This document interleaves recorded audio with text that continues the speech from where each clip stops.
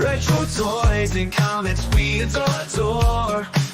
TV and movies, let's explore. Sunday Night Geekery, it's the place to be. With Marc D, with a C, let your nerd run free. Old school vibes and stories untold. Tune in, tune out, let the magic unfold. Hey everyone, welcome to Sunday Night Geekery, issue number 214. So, I don't know, do we do annuals on this show? But I want to say hi to everyone and sorry for the a couple minute late start. But I was watching Night of the Seven Kingdoms, did a watch party for that. So thank you for the guys that rolled on over. And of course, let's say hi to Jamie. Hail to Jamie. And let's see, Brian Hepburn's here. Hey, Brian Hepburn, and thank you for being a channel member. Phantom Outsider is here. He's got all the answers. Yep. And Wes Gagel. Hey, Wes. The geekiness commence. We got some good stuff tonight. So really good stuff. So some good enabling. So hold on to your freaking wallets. But there's some stuff I always say that's a must buy, and then I get into big trouble. But there's some cool stuff that I found on the interwebs. And hail to the great Claude Salling. How's it going? And let's see who else is here. Oh, Steve is here. Awesome. Talking of awesome dudes, let us play. Well, first, we always want to remember our buddy Clobbering. I just love clobbering time. And of course,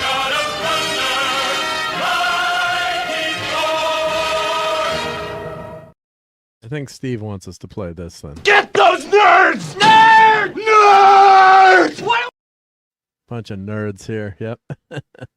Great to see you, Steve. Hope you had a good weekend and getting ready for the week. And hopefully Maddie is doing good. I'm sure she is. Yep. So I don't know if you've been watching any of the are you allowed to watch the Winter Olympics in Vegas? It's is it too warm out there for the Winter Olympics? We had like a beach day today. It was up to 40 freaking degrees. So I don't know what to do with ourselves. But yeah, it's been a really bad winter. Really bad winter. So I'm waiting for it to be over. It's probably nice weather in Vegas, I'm guessing. So let's see, catch up to the chat here. Yep.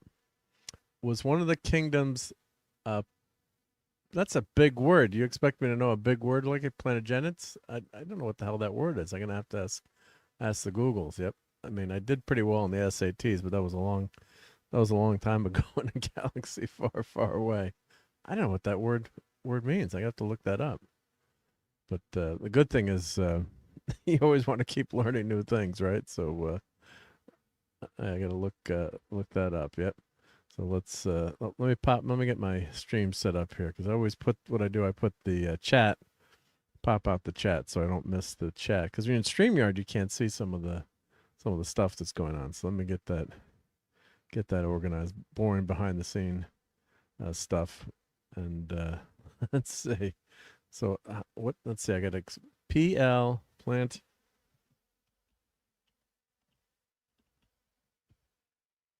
Okay. Powerful royal dynasty that ruled England over 300 years, starting with Henry II and ending with Richard III. Okay. I'm not up on my royalty. Well, Steve Mitchum is descended from royalty, though. So he knows his royalty. Yep. And hail to the great Power Ranger Donnie. Happy Power Ranger Super Mega Force Day. Hope everyone's well. Yep, doing great, Donnie. Yep, thank you. And let's see here. 2 out of 2 from Donnie. Early this afternoon marked 12 years since Power Rangers Super Mega Force debuted on Nickelodeon. Maybe an abomination to most, but I had fun watching it anyway. I don't think there's anything Power Rangers that Donnie would not enjoy watching. Am I wrong, Donnie? Let me know if that's true. Yep. And Steve has got great beach weather in the upper 60s there. Yeah, God bless you. Yep. Of course, it's probably cold for you guys out there, but and then of course you have the brutal, the totally brutal summers too, I guess. So, but yeah. And let's see here. That was Steve. Okay, that's what I thought. Steve's ancestors, yet they ruled England for 300 years. Yep. And hail to AM 3736 OP. Hello. Thank you for joining us on Sunday Night Geekery. News item. Apparently, one podcast is claiming Trek Insane Asylum will be canceled after season 2. Not why not cancel it now and save all the post production money. Well, I think they filmed everything, right? So they filmed, and these seasons are so damn short anyway, right? So it's I mean, first season of the Star Trek, we got 27 freaking episodes. How many episodes of Strange New Worms have we had? Let's see. How many episodes have there been of that? Strange. Oh, I can't. New Worlds. Let's see. Episodes. I think we've only had like 40 episodes total. Let's see. Let's see. Season 1, 10. Is it 10, 10, 10? Yeah, so it's 30 episodes. So we've had 3 years of a TV show, Star Trek TV show, which is has 3 more episodes than the first year of Star Trek, the original series. Yep. So yeah, thank you for 10 for each season. Yep. So, and how much does Discovery have? Did Discovery end up like with 70 episodes? Let's see. Discovery episodes. Let's see. We got let's see, total episodes. Someone will know that. A Phantom will get it before I do. How many episodes were there? 65. All right, I guess 70. I guess 70. And as Tilly would say, that's not very delicious. That was disturbingly not delicious. Yeah. So 65 episodes, so less than TOS's 79. So, and of course, you know, quality over quantity, right? But in that case, TOS has them up on both legs. But yeah, we can talk about Starfleet Academy a little bit. Now, I got to say, the last episode, the story on its face is not a bad story, right? You've got cadets. They're going to go on a training mission. They're going to go to a derelict ship, and they're going to, you know, practice on that ship. You know, the setup is not a bad setup. It's the on that episode in that storyline. I didn't mind that story, right? Cadets going on a training mission. Of course, they open the episode with a lot of beneath the covers activities, and we'll break it down. But let's keep saying hi to everyone in the chat. So. But yeah, just it's the execution is just so poor, and the characters are just, hey, RobAltis, nerds. Yep, we got that. That'll be in the 120s soon. Yeah, poor Steve. Yep. It got to be 44 here and it rained. Now it's going to go back down below freezing. So add another layer of ice to all that snow we have. Yeah, it's just because normally, I mean, the last 20 years, I'm going to say, you know, we've had these winters where I'm in Connecticut, so about an hour north of Manhattan. So, yeah, you get snow, but, you know, it would melt, you know, within 3 or 4 days, you know, but we've had snow since this big storm on the ground. And I got to say, though, although it's been a really cold winter, at least we didn't get, you know, multiple snowstorms. We had, you know, two small one big one and a couple small snowstorms. So it hasn't been too bad yet. Yep. I bet Power Ranger Donnie would not like Power Rangers Academy, produced by Cursor, and I think I just swallowed my morpher. Oh, hey, we got a new sub, Editing Queen. Thank you for subbing. Much appreciated, yep. And, yep, sub to Dadman and the missus. They start filming season 2 back in August. It's probably completed for principal photography. Yeah, because I was at Comic-Con in October in New York City.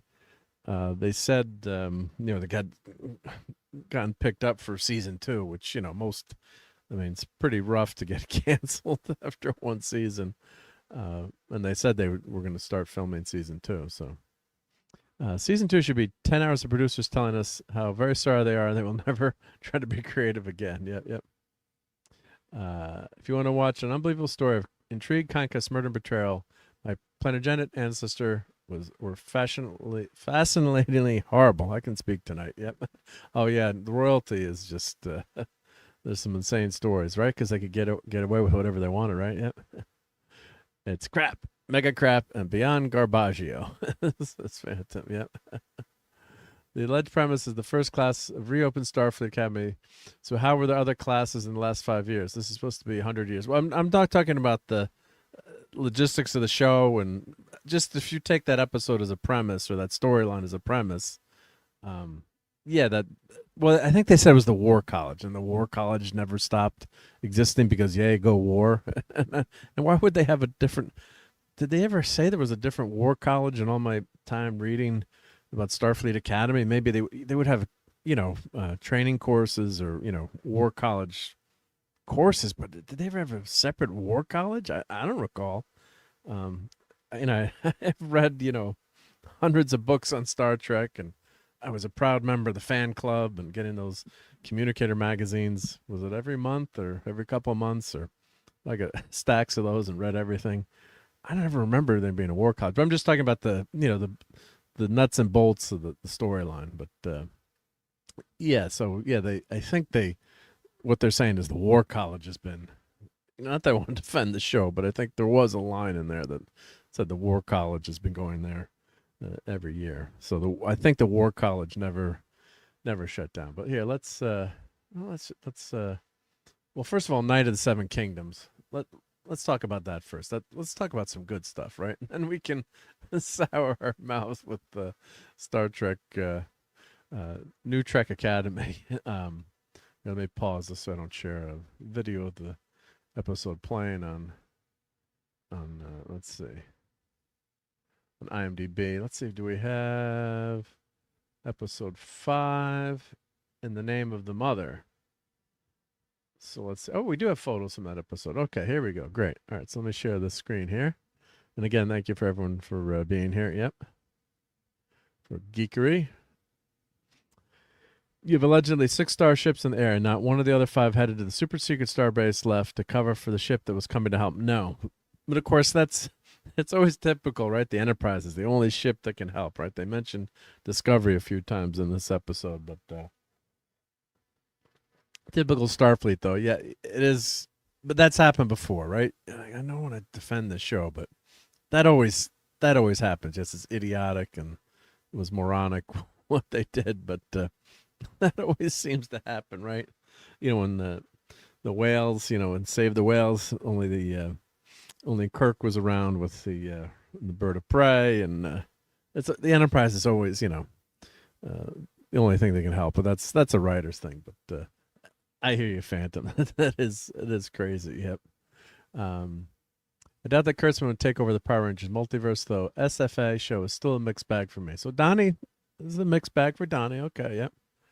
And Steve says the last Trek I watched was Voyager. You didn't watch any Enterprise? No Enterprise. Enterprise is good, Steve. If you haven't watched Enterprise, give it a shot. Yep, the last Star Trek show, and it's the last new Star Trek you'll probably ever get, unfortunately. Yep.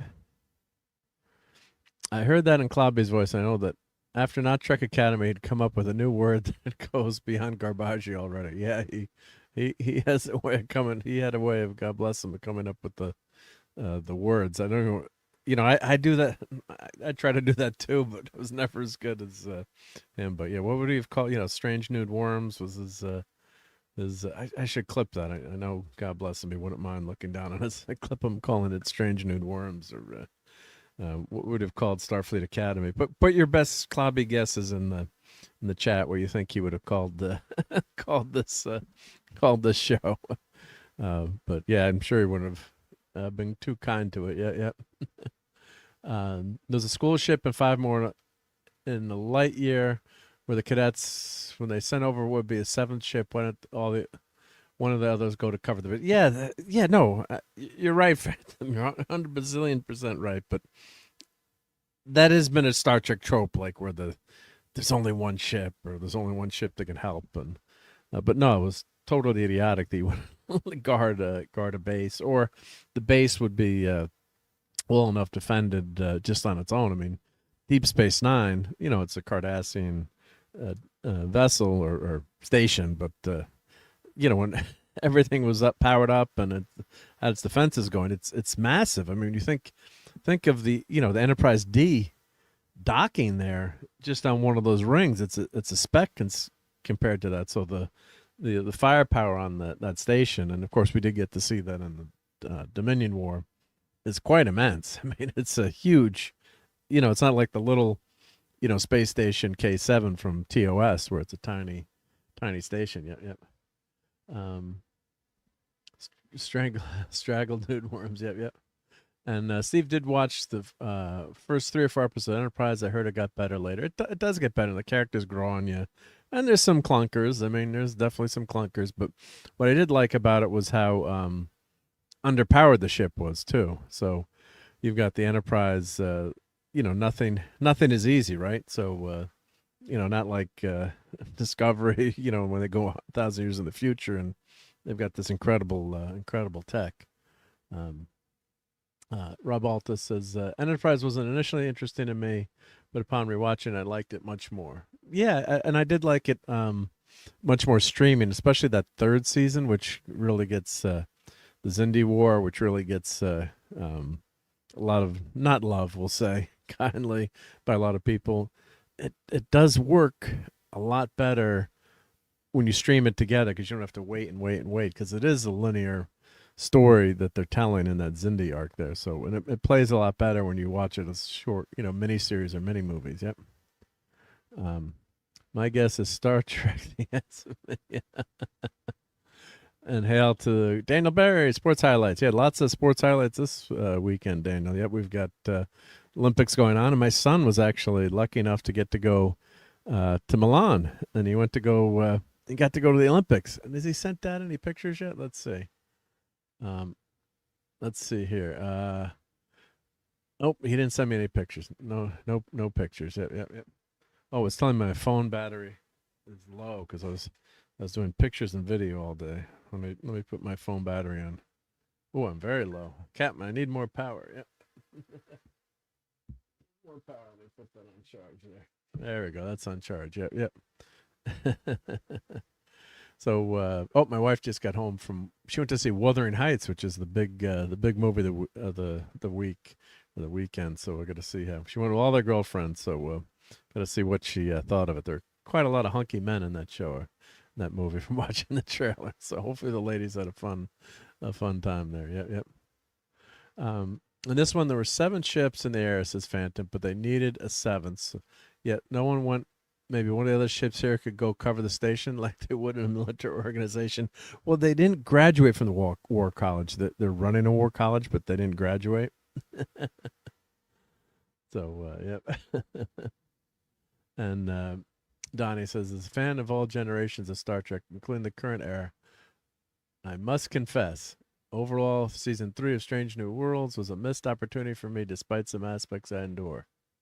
Hey, Thomas here. Hey, Tom, where's everyone? Just me tonight, but if you feel like popping in, or Steve, you got the link. Unless I know maybe you got a lot of work to do. You're probably watching ice dancing or something on the Olympics, but just kidding. Just kidding. Howdy, Danielle. I'm on my phone, so I won't type the rest. Yep. Yeah, so this episode, as we're getting to In the Name of the Mother here, I was going to share my screen, and I got my bear of little brain. Forgot what I was going to do here, so let me share this. Yep, without the audio. There we go. Actually, let me share the tabs that shows up better here. Let me do that. Share a screen, and Tom gave me this tip. We've never known this, which is much better to share stuff this way. So, let's see. Even a few of the fans of Generations agree with fans of the 2005 era and how boring Season 3 of Strange New Worlds was. Even Jesse Gender agrees. At the end of, I've only watched a few of the episodes of that 3rd season. Does Captain Pike's girlfriend get turned into a statue at the end of episode 10? I watched the episode and she disappears and they said she was the same as a statue. If someone could explain that to me, what the hell is going on? Yeah, so I think she got turned into a statue at the end of the season. Because I'd watched the Gorn Not Gorn one, the Enemy Mine copy that they did. And then I guess when I went back, I'd watched Starfleet Academy, and then it rolls over Watch Next, so then it went to the next episode of SNW. So started watching it, and it was the season finale, and wow, it was a crazy episode, and didn't make any sense, I guess, because I'd missed the other episodes. But I think Pike's girlfriend get turned into a statue. It was really nuts. Yeah. Enterprise still did enough of its own retro changes for me not to care for it. Yeah, there's some stuff that doesn't quite match up. Zephyr Cochrane, changing that around, but it's still Star Trek, right? It never doesn't feel like Star Trek. But I can, a lot of people weren't fans of it, and that's why it got canceled after 4 seasons, right? I mean, I would say this is not Trek Arkham Asylum. No way would I trust any of the characters with a hand phaser, much less a starship. Yeah. The 5 other ships were allegedly Starfleet Federation ships, says Phantom. Okay. And hail to Kili Chow. Good midday from Hong Kong. Wow, across the country there. Yep. Across the world. Across the country. Across the world. Yep. We're talking Starfleet Academy and Night of the Seven Kingdoms. Yep. Let's catch up to the chat here. 5 of the ships are allegedly already officers, but since there was no academy for 100 years, no idea how they were commissioned. I think it's just War College, and they were. Unfortunately, I watched Discovery. When they get into the future, they're still as Starfleet, but it's because there's no warp drive anymore. They're just they're completely separated, and they can't travel across the galaxy. Although the crazy thing was they talk about the ship that failed that had a singularity drive, and the nutty thing is the Romulans always use a singularity drive. They never used dilithium crystal, so this is really nerd speak. But yes, the Romulans would have had warp capable ships, but not the Federation. So that wasn't the only way you could travel faster than the speed of light in the Star Trek universe. So yeah, really a big, and they mention it too, that they weren't able to duplicate, and they never mention it's Romulan technology, but of course this could be an alternative universe, I guess, or however you want to explain it, not explain it. But that burn made where the dilithium across the universe blows up because a Kelpian has a bad dream made 0 sense. Totally crazy. Yep. So we went from the only ship in the air to we have half a dozen ships in the air, and no one is here is capable of doing their job. Yeah, and they weren't supposed to call up any other ships too, I think. And then all these other ships showed up. Yep. The Prometheus was that was a really cool experimental ship that would split into 3 different ships. Of course, the future design doesn't look that good, but yeah.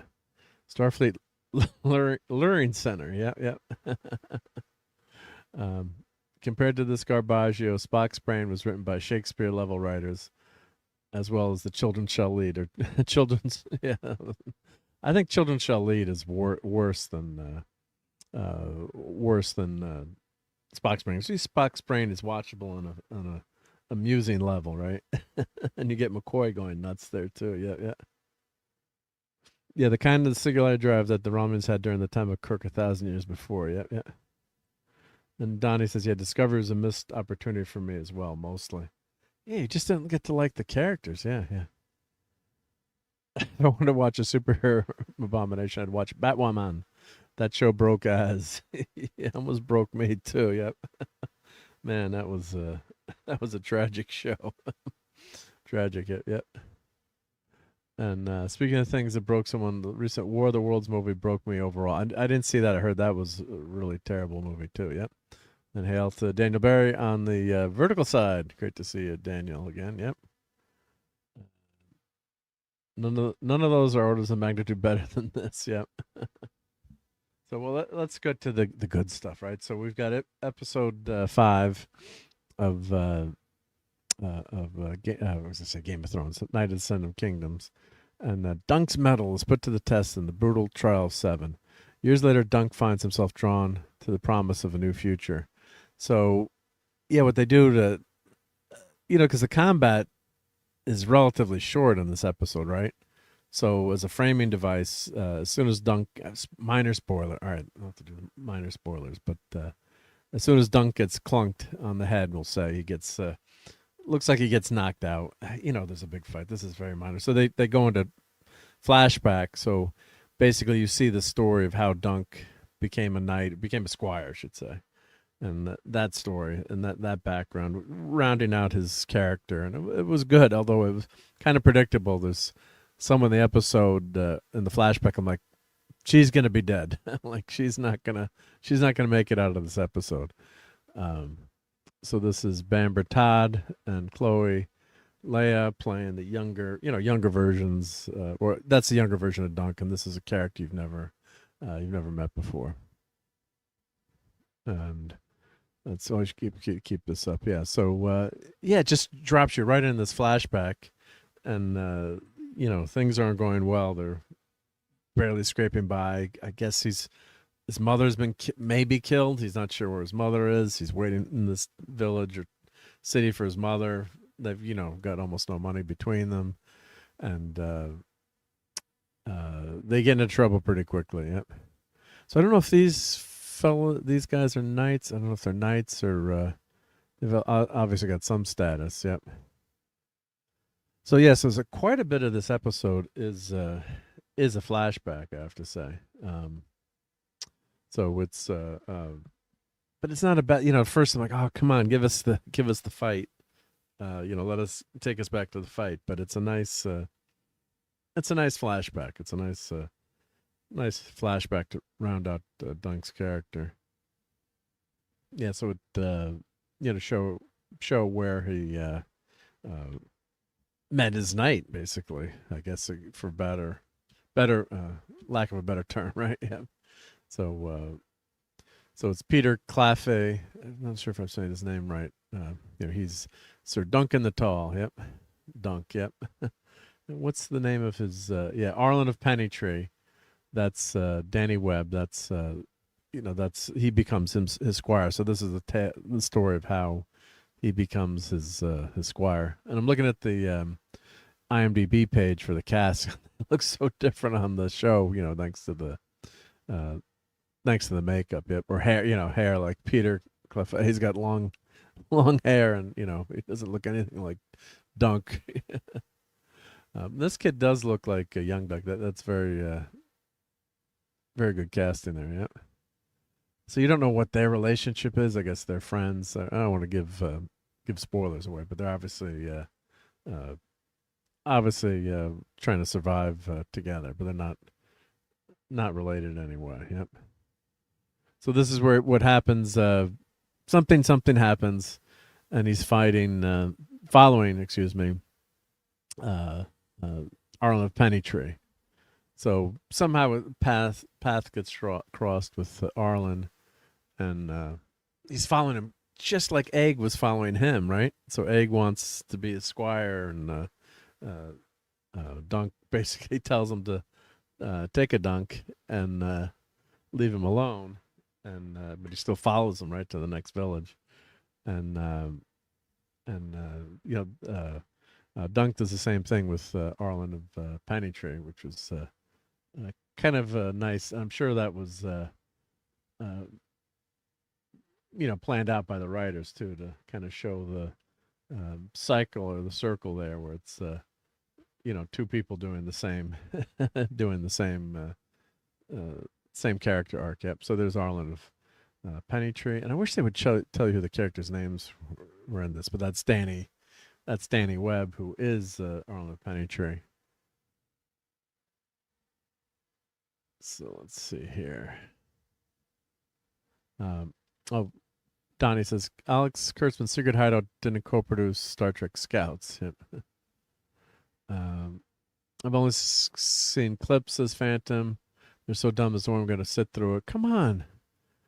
Even though I have Walmart membership for delivery, they're going to give you Paramount Plus. I refuse to. Come on, Phantom. You have to suffer like the rest of us. Come on. Think of it as less time in purgatory if you do watch it. Yep. Now this is Bertie Carvel. So he's the Knight's Hand, Baylor Targaryen, and of course Aerion Targaryen is played by Finn Bennett, and he's the one who's challenged Duncan to this fight. they had he was breaking the fingers of his girl that he had a crush on, the actress that was reenacting killing one of the dragons. So the Targaryens did not take kindly to killing one of their dragons. So he's a really great character in this, and he's of course the one that comes to Duncan's defense and says he would stand with him. And then this is Daniel Ings as Sir Lionel Baratheon, and he's quite the crazy character on this show. Really, really fun on this show. Wild, crazy guy that you like to party with. Yep. So let's see here, and then this is Finn Bennett as Aeron Targaryen, the bad guy, right? Yep. I think he's got this dragon flame armor. So of course this is the final, the final showdown, the final fight at challenge of 7-on-7. So instead of having a duel one mano a mano, he invoked an old kind of like in Star Trek where the Vulcans can, invoke a right of challenge there, and so he invokes that this old ancient challenge hasn't been used in 700 years, where seven versus seven people fight seven, and of course the gods will declare the victor based on who's innocent or guilty. Let's see, we got a lot of the chat rolling through here. Let me catch up to the chat here. Let's see.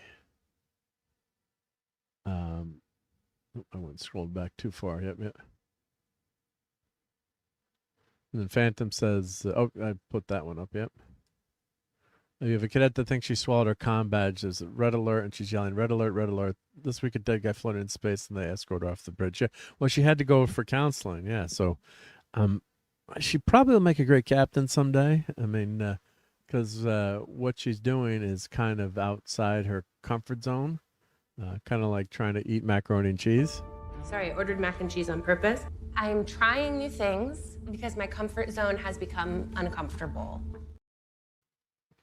I hate it. I hate it when I have to try mac and cheese, inside of my comfort zone. So, yeah, that character is just insanely ridiculous. It's just a modern day insert. And yeah, hey, in a pressure situation, you can lose it, but this character loses it just by walking around the academy. It's not like she's seen one of her friends,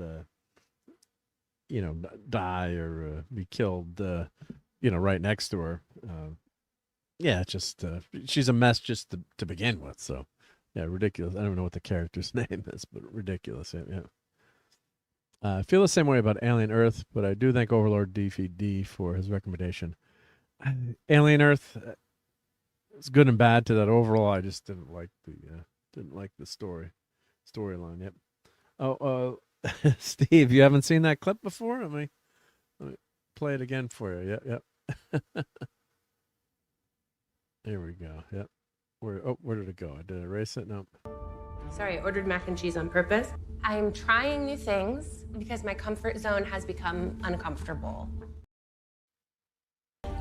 That was disturbingly not delicious. Yeah, so she's that's Tilly. I know you haven't watched any of Discovery, and she's thinks she's training to be the next Starfleet, captain in Starfleet, and of course Discovery is set around the time of Kirk too. Don't forget, they end up going 1,000 years in the future, 800, whatever it is. But so it's set, in the timeline of Kirk as the Enterprise, makes his appearance, and Captain Pike is captains the Enterprise for a year on Discovery, for season on Discovery. So she's trying things out of her comfort zone, and one of those is mac and cheese. And the writers actually wrote that in an episode. I almost spit out my mac and cheese, which I really love. When I heard that, I couldn't believe it. I'm like, what? You actually wrote this and put this to paper? So yeah, totally nuts. Yeah, one of the main guy characters in the holodoc is quickly scanning, giving everyone shots, and his intestinal parasites so you'd only get hanging around in a swamp. Yeah, that's just silly stuff. Yep. And Steve is yelling no. Yes. Discovery is Kurtzman Trek, not real Star Trek, says Keela. Yep. And Steve says that clip, wow, really touched my soul. I'm a changed man. Well, you really have to, think of how many people have suffered through eating mac and cheese on the bridge, right, or on the Enterprise as replicated food. I mean, it's tough. Yep. The Giamatti character is half Klingon, half Tellarite, uses 21st century references. Origami Chicken, calling Holly Hunter Boo, Bestie, and Hills Are Alive with the Sounds of Murder. Yeah, just really bad writing. Like an origami chicken. Like an origami chicken. Giamatti is typically a really good actor. Hey, Jamie Lynn Simmons, hail. Welcome to Sunday Night Geekery. He's just so over the top as one of the mustache. You just might as well have him twirling a mustache, right? And they couldn't have just done a Tellarite. Everything is they're all combined now, right? You can't do just a straight up Tellarite. Straight up. Well, of course, just everyone is. It's just a whole mishmash of characters, and it's just his character is just so over the top, ridiculous. It just destroys the episode. Just terrible. Yep. So, well, let's get back to Night of the Seven Kingdoms. I'll pull up some pictures of Starfleet Academy on this. Yep. So Dexter Soul Ansel as Egg, right? But it's Aegon Targaryen. So that was the big reveal. And of course, if you've read the novellas, you know this. But I thought, they're calling him Egg because of his shaving his hair off or being bald. It's short for Aegon, right? Egg. And just some more pictures here. This is before the combat begins, and minor spoiler, Duncan gets dunked on. We'll just say he gets the shit beat out of him in this fight. I'll leave it at that. So he doesn't do a Ray, right? He doesn't come out to fight Kylo Ren. When I'm watching that first fight in The Force Awakens, and I'm just waiting. I'm like, oh my God, she's gonna lose. She's gonna lose a leg and an arm. I'm like, what body parts is she gonna lose? She's got to lose multiple body parts in this fight with Kylo Ren, and then she's gonna come back and do the Rocky thing and train and fight. But and someone's gonna save her last minute, but she's gonna be a mess. But no, she defeats Kylo Ren in a lightsaber fight, first time out. So with nary a scratch. But Duncan is not so lucky. Yep. If I go make some micro mac and cheese, will Tilly feel excruciating pain? Because if that would happen, I got mac and cheese in the kitchen. Might, depending if it's is it Goodles? Is it the new healthy mac and cheese for you? Which I just bought to try some because it's been doing very well, but it's supposed to be like high protein mac and cheese. So instead of noodles, it's Goodles or Goodles, however you want to say it. Yeah. He's trying too hard. It's like another Harry Mudd and Disgracery. Yeah, just trying too hard and not subtle and way over the top. He's always on 111. We're going to 11 instead of playing it a little bit restrained. It's just he'd be a recurring character. All the hype of having him on the show, and he's. Even with the bad material, I think he's making it worse by being so over the top. Yeah. I don't think they've watched Real Trek yet. Remember Cardinal Sin? Yes, remember our buddy Cardinal Sin, and his channel still got all his great shows. So go if you haven't watched them all, go check them out. It's nice to do that. And the same thing with Cloudbeast shows. Go back in time and watch one of those. There's still a few that I haven't actually watched, so I got to go back and remember to do that instead of watching some of this cruddy Star Trek that's on. Yep. Oh, Velveeta mac and cheese. Well, that's good stuff too. Yep. And sub to my buddy Paulie, the Latino Slant, and that was Cloudbeast's first friend that he met on YouTube, who always told me it was so. Paulie, what a great guy is. Of course, we know that. But, well, tastes good, but it's very bad for humans. And Maddie's saying, hail to Gil. Yep. Great guy, Gil. Yeah. All right, so let's see what's in this episode. Now, this is the father of Arion. What's his character's name on the show? Let's see, I'm forgetting what his. Oh, he's Makar. Makar. Okay, that's Makar, right? Yep, yep. So he's the father of Finn. Father of Finn. Yep. I believe, right? That's he's the father of Finn. Yep. And this is one of the knights that initially comes to the defense of Dunk, but then he switches sides at the last minute to become a lord. Yep, he sells out, but he's like, as he says, people have sold out for a lot less. Yeah, but they're all really well-rounded characters, and even though the episodes are short, like a half hour, you still get a lot going on, and not a lot of talking in hallways, as we like to say. So, yeah, I think it's been very well done, and if you haven't watched it, make sure you do. Yep, episode might beat Ozymandias a solid 10. Yep. Let's see. So we got some reviews already up here. Yep. Knight of the Seven Kingdoms fully delivers on everything it's been building towards up since episode 1. Yeah, because you're waiting, for this big fight, or something's gonna happen, right? Watching this, and Duncan's gonna become Knight of Renown, of course, right? And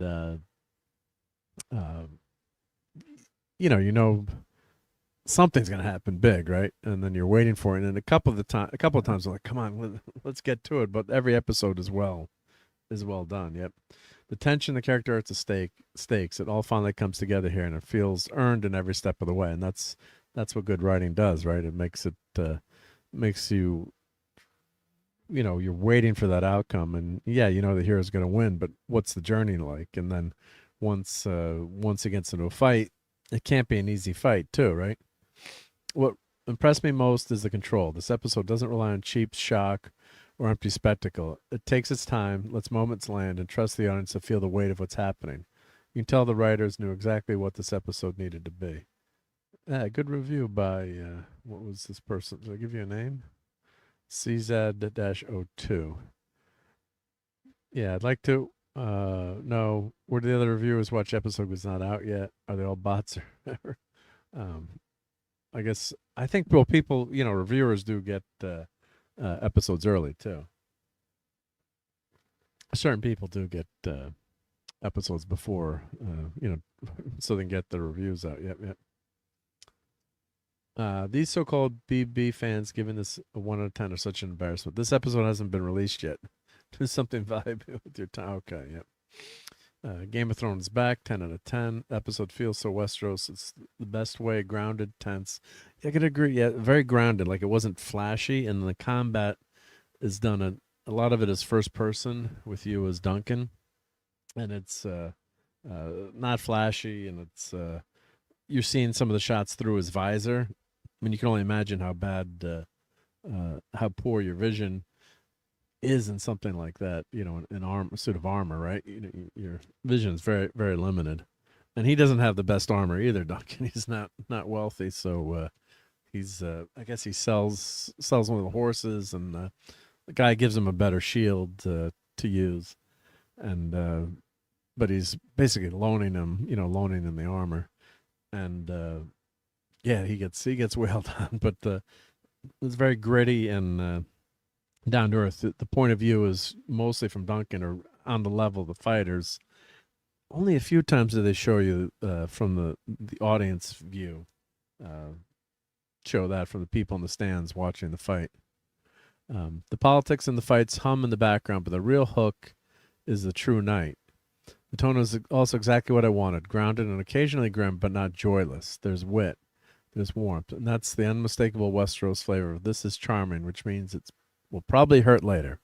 If this is the baseline, we're in for something special. So yeah, that's another really well written review by Like663, and yeah, because there's charm and wit in there, and you do get a few nice moments too. But it's a tough episode to swallow. There's there's some brutal things that happen in it, and the flashback works especially well, I thought. Hey, Lenrod, how's it going? Great to see you. And yep, also sub to Retro Blasting as well. Yep, my friend Michael. Yeah, so it's I'd say they really knock it out of the park with this one, and you care about the characters too, right? So, yeah, you're invested in these characters and you're rooting for them, and Duncan, Egg is rooting for Duncan big time. I don't know if I guess he'd be in big trouble. Oh, we're talking Night of the Seven Kingdoms. Yep, Night of the Seven Kingdoms. So definitely check it out if you haven't watched it, Lenrod. Yep, I don't know if you have HBO or one of the ways to. I guess sometimes you get HBO if you get have Verizon, or in some ways too you can get some of these streaming services for free. But I think I'm actually ended up paying more than since I canceled cable. I think I'm back probably up to paying more when you add up all the other streaming things that you have, right? Yeah. I have no streaming platforms. I watch very little. LOL. Well, I'm glad you're here watching on YouTube. So, but if you do have an opportunity to watch it, this is one of the shows I would say that's worth watching if you can find a way. Or sub to HBO for 30 days and then watch it and then cancel, right? But yeah, they have really great character development and some good build up to this episode. So really thought it was good. Yep. So we'll go on the high seas is the only way. Yep. So well, no comment there. Yep. But this is actually a show that I don't mind. I pay for all this stuff, so I don't mind paying for this when it's good. Yeah. Can I write HBO Max off as a business expense for reviewing it? I guess. Let me ask the accountant. Yep. Always consult your accountant. Yep. Don't screw around with the government. Yep. Yeah. So let's. All right, so we got to do a little bit of Starfleet Academy, I guess. Everyone was interested in talking about that, so I'll show a couple pictures from that. So let's go Starfleet Academy. And then we got some enabling, some food stuff. Let's see, Starfleet Academy. Let's see, do they have pictures from the latest episode? Let's see if I go to that episode. Here we go.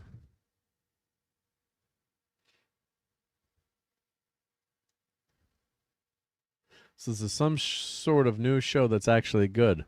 Fascinating. Yeah. It's actually good. Yeah. Oh, stop playing. I wish IMDb would never. It's got to be a way to tell that to get rid of that video preview always. Yeah. So let's see. Episode. Come, let's away. So as I said, this premise of this is not a bad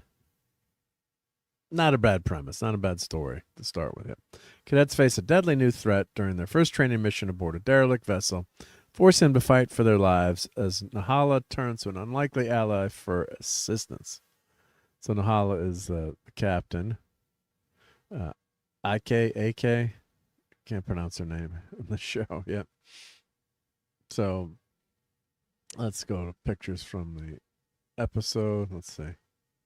Oh, she's the computer voice. Oh, wow. She's very good looking for the computer voice. Yeah.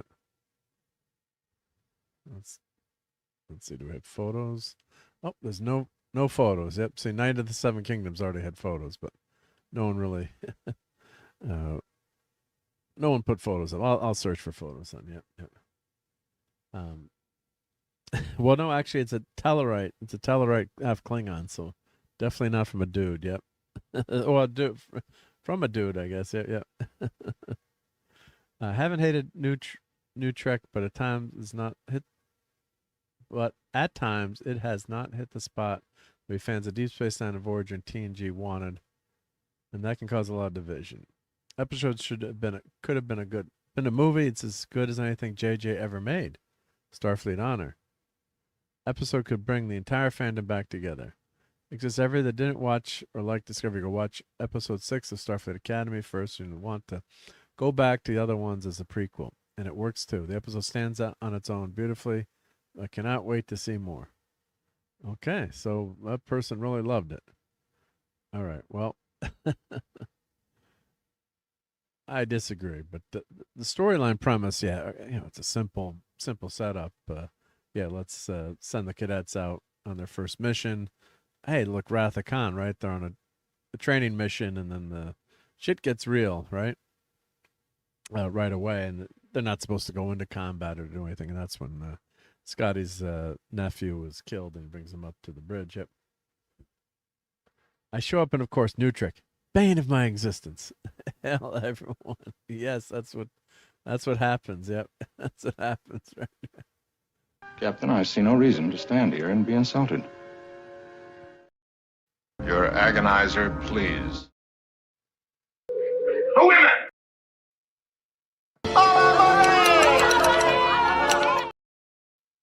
We were talking Night of the Seven Kingdoms, and I kept getting dragged back into this. Yeah.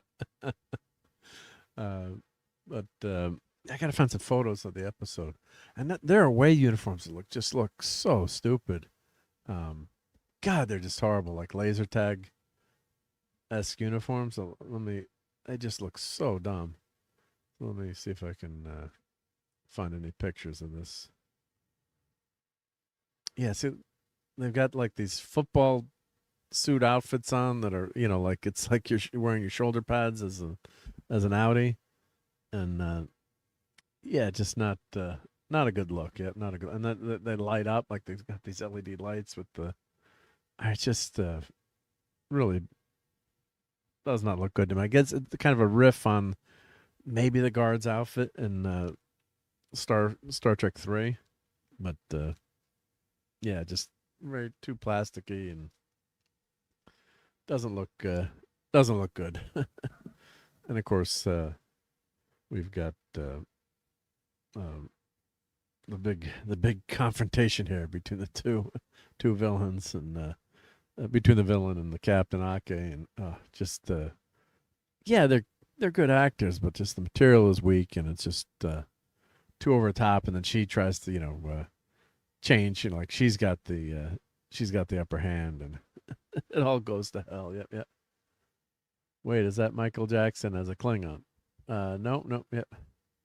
On R.I.P. Midshipman Peter Preston, whose memory was co-opted by this stupid show. Pike wears this outfit through all of Strange New Worlds season 3. Okay, yeah. Gore, for some reason, I don't like the term away mission. I prefer landing party. Yep. So that ship actually looked kind of cool too. The ship that was destroyed. I'm trying to remember the name of it.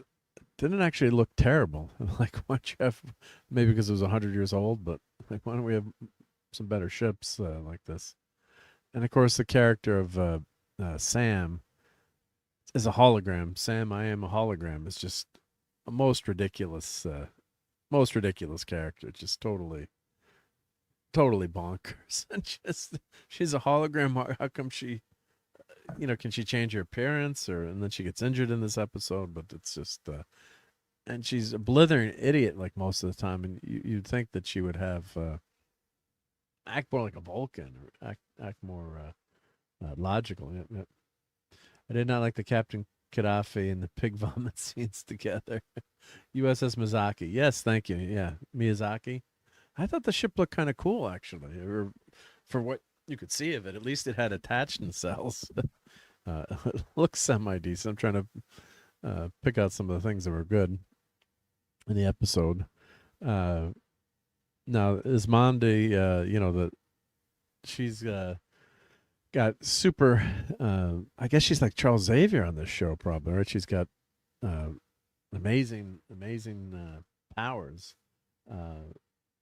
And she takes her inhibitor out, and she basically can wipe out all these aliens across space. Kind of like a combination of Darth Vader and I don't know, but she's got some insane powers that this, she can hurt people without this inhibitor, and it's kind of ends the episode with this with these powers that she's got. It's just really really crazy. And what's her name on the show? Let's see, the actress's name. That's Zoe Steiner, Tamira Sadal. Yep. So yeah, just she's got some crazy crazy um, mind powers. Yeah, incredibly powerful. So yeah, what's her? Let's see. Of course, she's the ambassador's daughter. Yep, yep. Trying to look up what. How did they explain that? I guess that she hurts her dad. Oh, that's why her dad does sign language, right? Because she blew out his auditory nerve. Although you were thinking 900, we can already cure people from being deaf for the most part with the cochlear implant. So we'd think the Betazoids would be able to do that. Yeah, yeah. The ship is similar to the Reliant, but has a drive section. The nacelles angle doesn't, because it's a Ramen style ship. Yeah, the ship design still did okay from the Trek games. Yeah. So I thought it looked decent. Yep. Hey, Lemon Pie, how's it going? So they get some moments of tension, and of course, but they're fighting these like crazy cannibalistic aliens that they just can't wait to eat the crew. These kids, and I guess then I'm spoiling spoilers away because I don't think people care too much. You've already watched it by now. I guess there's something on the space station, so this is all a ruse to deflect, pull the Prometheus in and pull it to try to help rescue the cadets. Meanwhile, they leave the space station totally undefended, and Noose Braka gets and the Furies, who are like half bat, half human, cannibalistic creatures who, they like to eat aliens, I guess. So, yeah, craziness. Yep. So, but some of the characters do meet their end. So there is some gravity to the situation, but you don't. The interactions are just so hollow, and the hologram is just so out of place, and technically, so overpowered. Of course, they get the ship kind of working again, but if you've got these powers, this intellect or this computer knowledge behind you, you would think you wouldn't act like a total idiot. So, and the Admiral sometimes is okay, but yeah, he just gets stepped on. He might. The Alien Furies are part. Oh, did they say they were part human, Teague? I must admit they're part human and part bad. I guess but they're always in pain. I guess. Yeah. I must have missed. I knew I heard something about Bat in there. I was wondering if Bruce Wayne was going to show up. Yeah. What the heck is the title of this episode supposed to be? It's some terrible bad English or something. Yeah. Come, let's away. Yeah. Well, they didn't. They were on Wheel of Fortune. They ran out of vowels. So he's the head of the War College. Chancellor Kelrick. Yep. So he gets stepped on all the time. And of course, he's the big bad guy, right? Because he's the head of the War College. Yep. So I guess the idea of this episode is to have a training mission, and they get together and supposed to bring the cadets together, but it just shows how Starfleet's a bunch of bumbling idiots at this point, and they're right near Earth, so they're from San Francisco. So you think, as Phantom mentioned, they have a bunch of other ships, but they still can't figure out a way to rescue the kids. So it's without screwing up, right?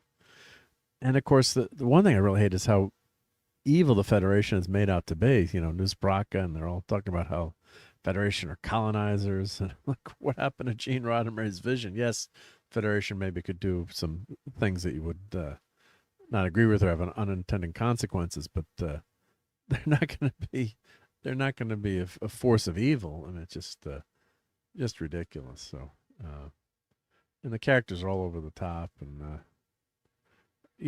once in a while they have a good moment, but this guy's Darren Remy. He's supposed to be like the good guy, bad guy. The guy that you hate in the beginning and supposed to grow to like. And it's just the writing is just so inconsistent that you can never cheer for any of these characters. Unfortunately, it's just really poorly written. And I guess we haven't gotten Tilly yet, right? We're supposed to get Tilly this season, but we haven't gotten her yet. So waiting forward to see if they serve her mac and cheese on the bridge. Yep. So yeah, and you've got she's playing, and they've got the let's see, Laura Thok. What?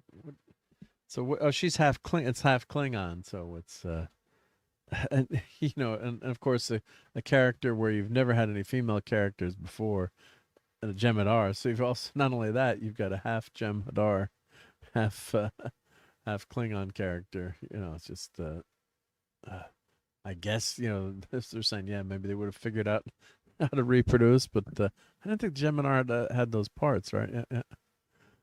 So what? They're Batman. I was wondering about that. Yeah.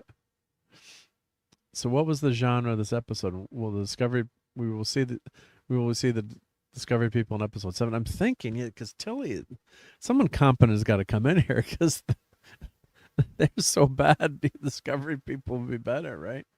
I don't know. Yep. Kelrick is male, straight, and believes in teamwork. That makes him a villain in this world. Yeah, they're always shitting on the guy, right? He's the bad guy, and he's the one that sometimes actually makes sense. Yeah. Yeah, these writers seem to love making half things. Yeah. So that's the problem with this. So you've got, she becomes like super space Darth Vader, and can wipe out all these creatures because she's bonded with Caleb Meir. And of course the episode opens with like a 5-minute love scene, right? Where, yeah, normally sometimes I wouldn't mind that, skip the kissing part. But it's too much, and it's too graphic, actually. I like kind of the just being a little more subtle, maybe, with your what you're showing. Kirk putting his boots on in the morning. It's kind of how they conveyed that he was together with a lady the night before. And heck yeah, we're 1,000 years in the future, so I'm sure people aren't judging you, right? But not that I'm not much of a prude, but I just don't really want to see that. I don't want to see those kind of scenes in Star Trek, I guess, right? What a nerd I am. Yeah, but they waste a lot of time on that. But I guess they're building up their relationship, but they didn't have to go into the graphic details of that. Antique says the hybrid aliens are also to save on makeup. The Furies just wear robes and cover their faces with cloth.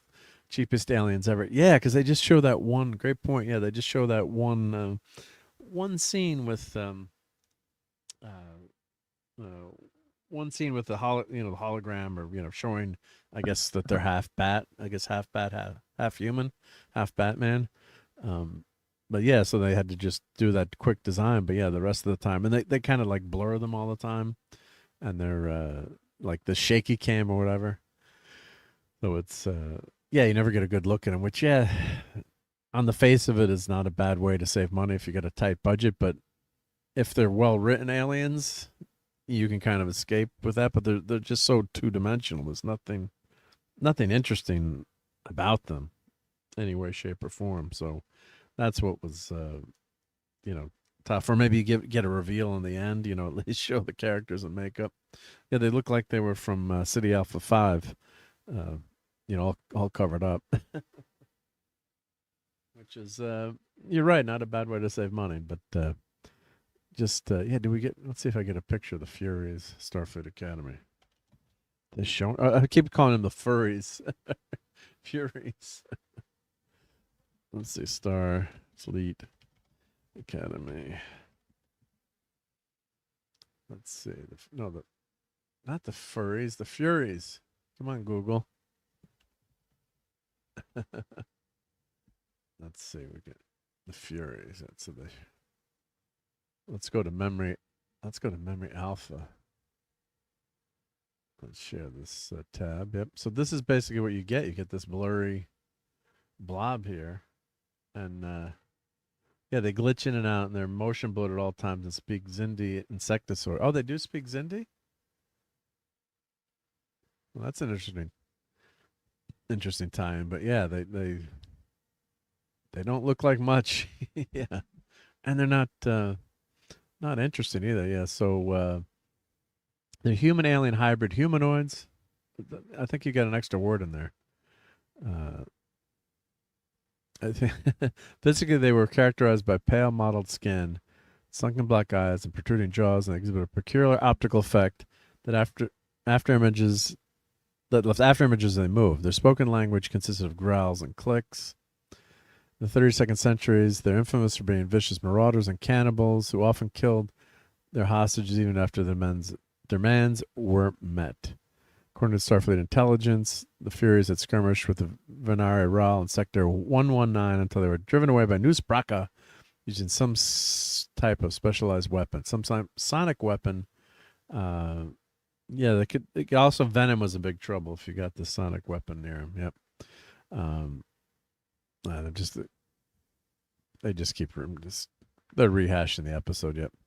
Ultimately, it was revealed the Furies had actually been working with Bracca all along, acting as a diversion for a scheme to ransack Starbase J-19 Alpha, which has something cool on it, I guess. Maybe they've got Kirk's remains there. Yep. The Furies aboard the Mirazaki were killed by telepathic attack from Tamari Sadal. Yep.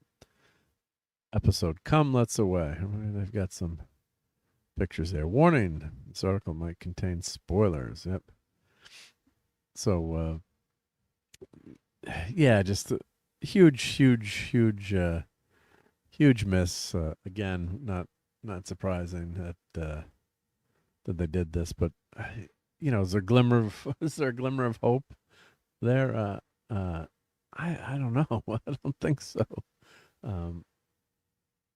I think it's supposed to be Cindy, but that's what we hear. Okay. They could end up being the insectosaur race. Yep. Well, that'd be interesting.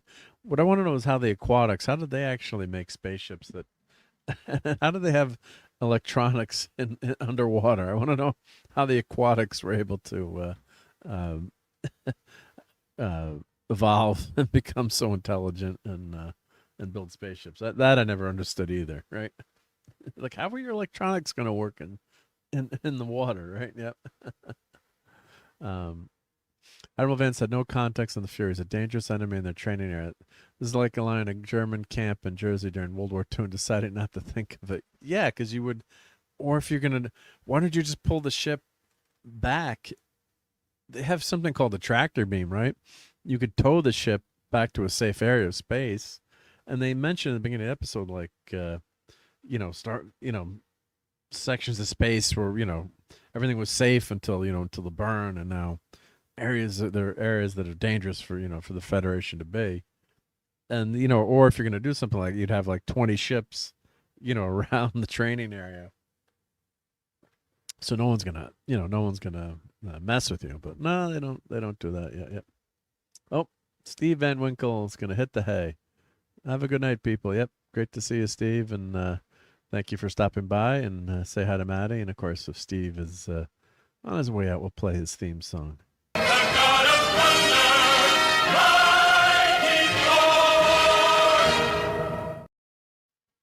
Great to see you, Steve. Have a good week. Yep.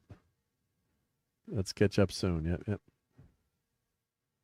Here's an idea. Do this on a holiday. Oh, wait. Why would we do it on a holodeck?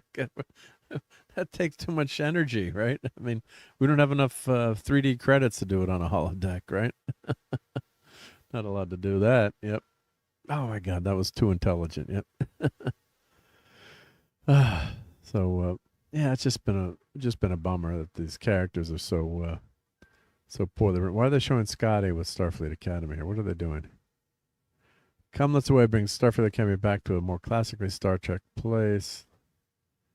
Oh, let's see. Leveraging its young heroes in a compelling way.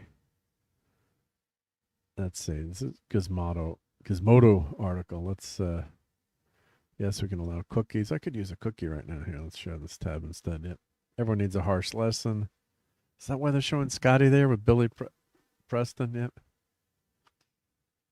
This is New Trek Armada.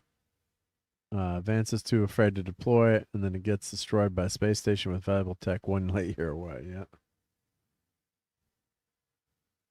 So, let's see. Do they like this episode?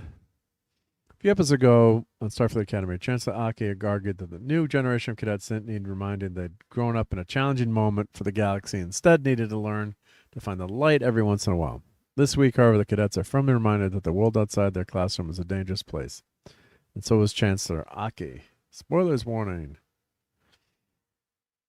Stuff that happens on Star Trek this time is really dangerous, and come let's away is Starfleet Academy's answer to that beloved trope, as the kids from both the War College and the Academy are brought on their first training mission only for things to go sideways very quickly. Let's skim this. So that's not a bad digital painting there, I guess. We'll give them that. So let's just see what they. Yeah, let's see. It's already enough of a moral sacrifice in Rise to be working with him in the first place, but she's forced to accept on Bracca's increasingly pointed terms that sacrifices like that have to be made in the imperfect world Starfleet is growing back into. Yeah, so everything's imperfect. Yep. Gene Roddenberry would not like this. Yep.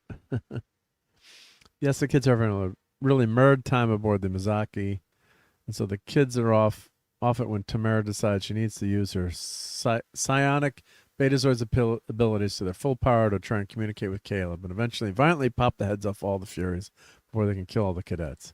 How did she not kill any of the cadets? That's what I wondered. Yeah. Let's just get to the end. Let's see. Yeah.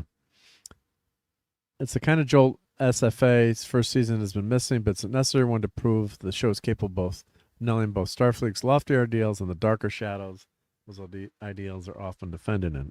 At least it's no surprise, given the strength of the show so far, that it rose to the occasion to deliver it. So I'm guessing they like this episode. Yeah. More often than not, a Trek episode like this ends with the risk taken and the compromise being made actually paying off. That even on a road to hell, the good intentions still matter for our heroes to show they're committed to doing the right thing even when their backs are against the wall. But instead, we just see those good intentions scrape by to achieve the bare minimum of survival, and even then, not even that is a clean achievement with one kid dead and 2 in serious condition. All right, well, I guess they did like it. Yep. If singularity drives still work, why didn't the Romulans wipe out the Federation? Yeah, I think I said that before you were here, Admiral Teague, that the Romulans would have taken over the Federation. Yeah, it's just Discovery tried to, be too clever. Oh, let's go in the future. We won't have to worry about canon, but now they're rewriting the future, and it's not good. Yeah. So, but yeah, just on the base of it, again, yes, sending the cadets on a training mission. Not something that I think is a bad idea per se, but just these characters. The foundation of the show is so poor and the characters are so poorly written, and you're really not rooting for the characters. Maybe Tamir, her character's okay sometimes. Caleb is all over the place. They're not consistent, so it's just and the worst part, you need to have a good villain, right? So Bracca is just such a mustache twirling mess that they're trying to set up this, the Star Trek has been chasing Khan since 1980. Was it 1981 when that movie came out? So unfortunately, the success of Khan, kind of like the Dark Knight Returns, ruined Batman in a lot of ways, where everything had to be dark and depressing. And that was supposed to be an Elseworlds tale. And as much as Wrath of Khan is, my top favorite, probably top 5 movies of all time, but it kind of, just ruined, ruined Star Trek in terms of looking. I shouldn't say ruined, but contaminated, writers into kind of looking for that next big con or that next big villain when it's not organic to the story. So you've got this over the top News Baraka who, is just twirling his mustache and chewing on every line, and Giamatti is just the wrong. I don't know if I would say the wrong person for it, or if just because of his. I don't know if anyone could have done anything with the script, but there's really no tension here. That's just made for TV, a Hollywood moment. It just doesn't land. And then they'd leave him alone with her. It's like she's about 3 feet tall, basically. I mean, he's just half Klingon, half Tellarite, and there's no security on him. There's nothing. They're not holding him. It just makes no sense. Yep. And Teague says the singularity drive is from TNG and they're for 700 years old. They can't replicate 700-year-old tech. It's as far back as Marco Polo's lifetime is to us, but they're below the tech level. Yeah, that as soon as the burn happened, yeah, we all were saying that, and obviously those writers forgot about that. Yep. And Caleb says, "Oh no, I tune in when Starfleet is on. Just my luck." Well, we're gonna switch gears in a minute. Let's switch to something. Pull out your wallets here. Why don't we? I got some good enabling stuff, and it's Star Trek related. So let's pivot to that. Let's pivot to that. So let me call up. I have a Sunday Night Geekery show notes Google Doc that I have, and every time I see something cool that I think will like on the show, I save it. So in my list here. So this is something really cool, and I haven't bought any of these figures yet. Let's see. Let me pull this over. So yeah, enough of News Baraka. And prepare to grab your wallets. Engage. Yep. So this is going to bankrupt us all. So here you go, Caleb. Yep. But here, let's play a few more Star Trek clips to get that out of our system. Your agonizer, please. No bloody A, B, C, or D. I protest. I am not a merry man. Well, I think we're all going to be merry after seeing this one. Let me make this full screen. So in the Cell toys, they have 3 waves of figures coming out. So the first 2 waves are in pre-order. I don't think any have been delivered yet. But this is going to be freaking awesome. So what this is, they're making the bridge.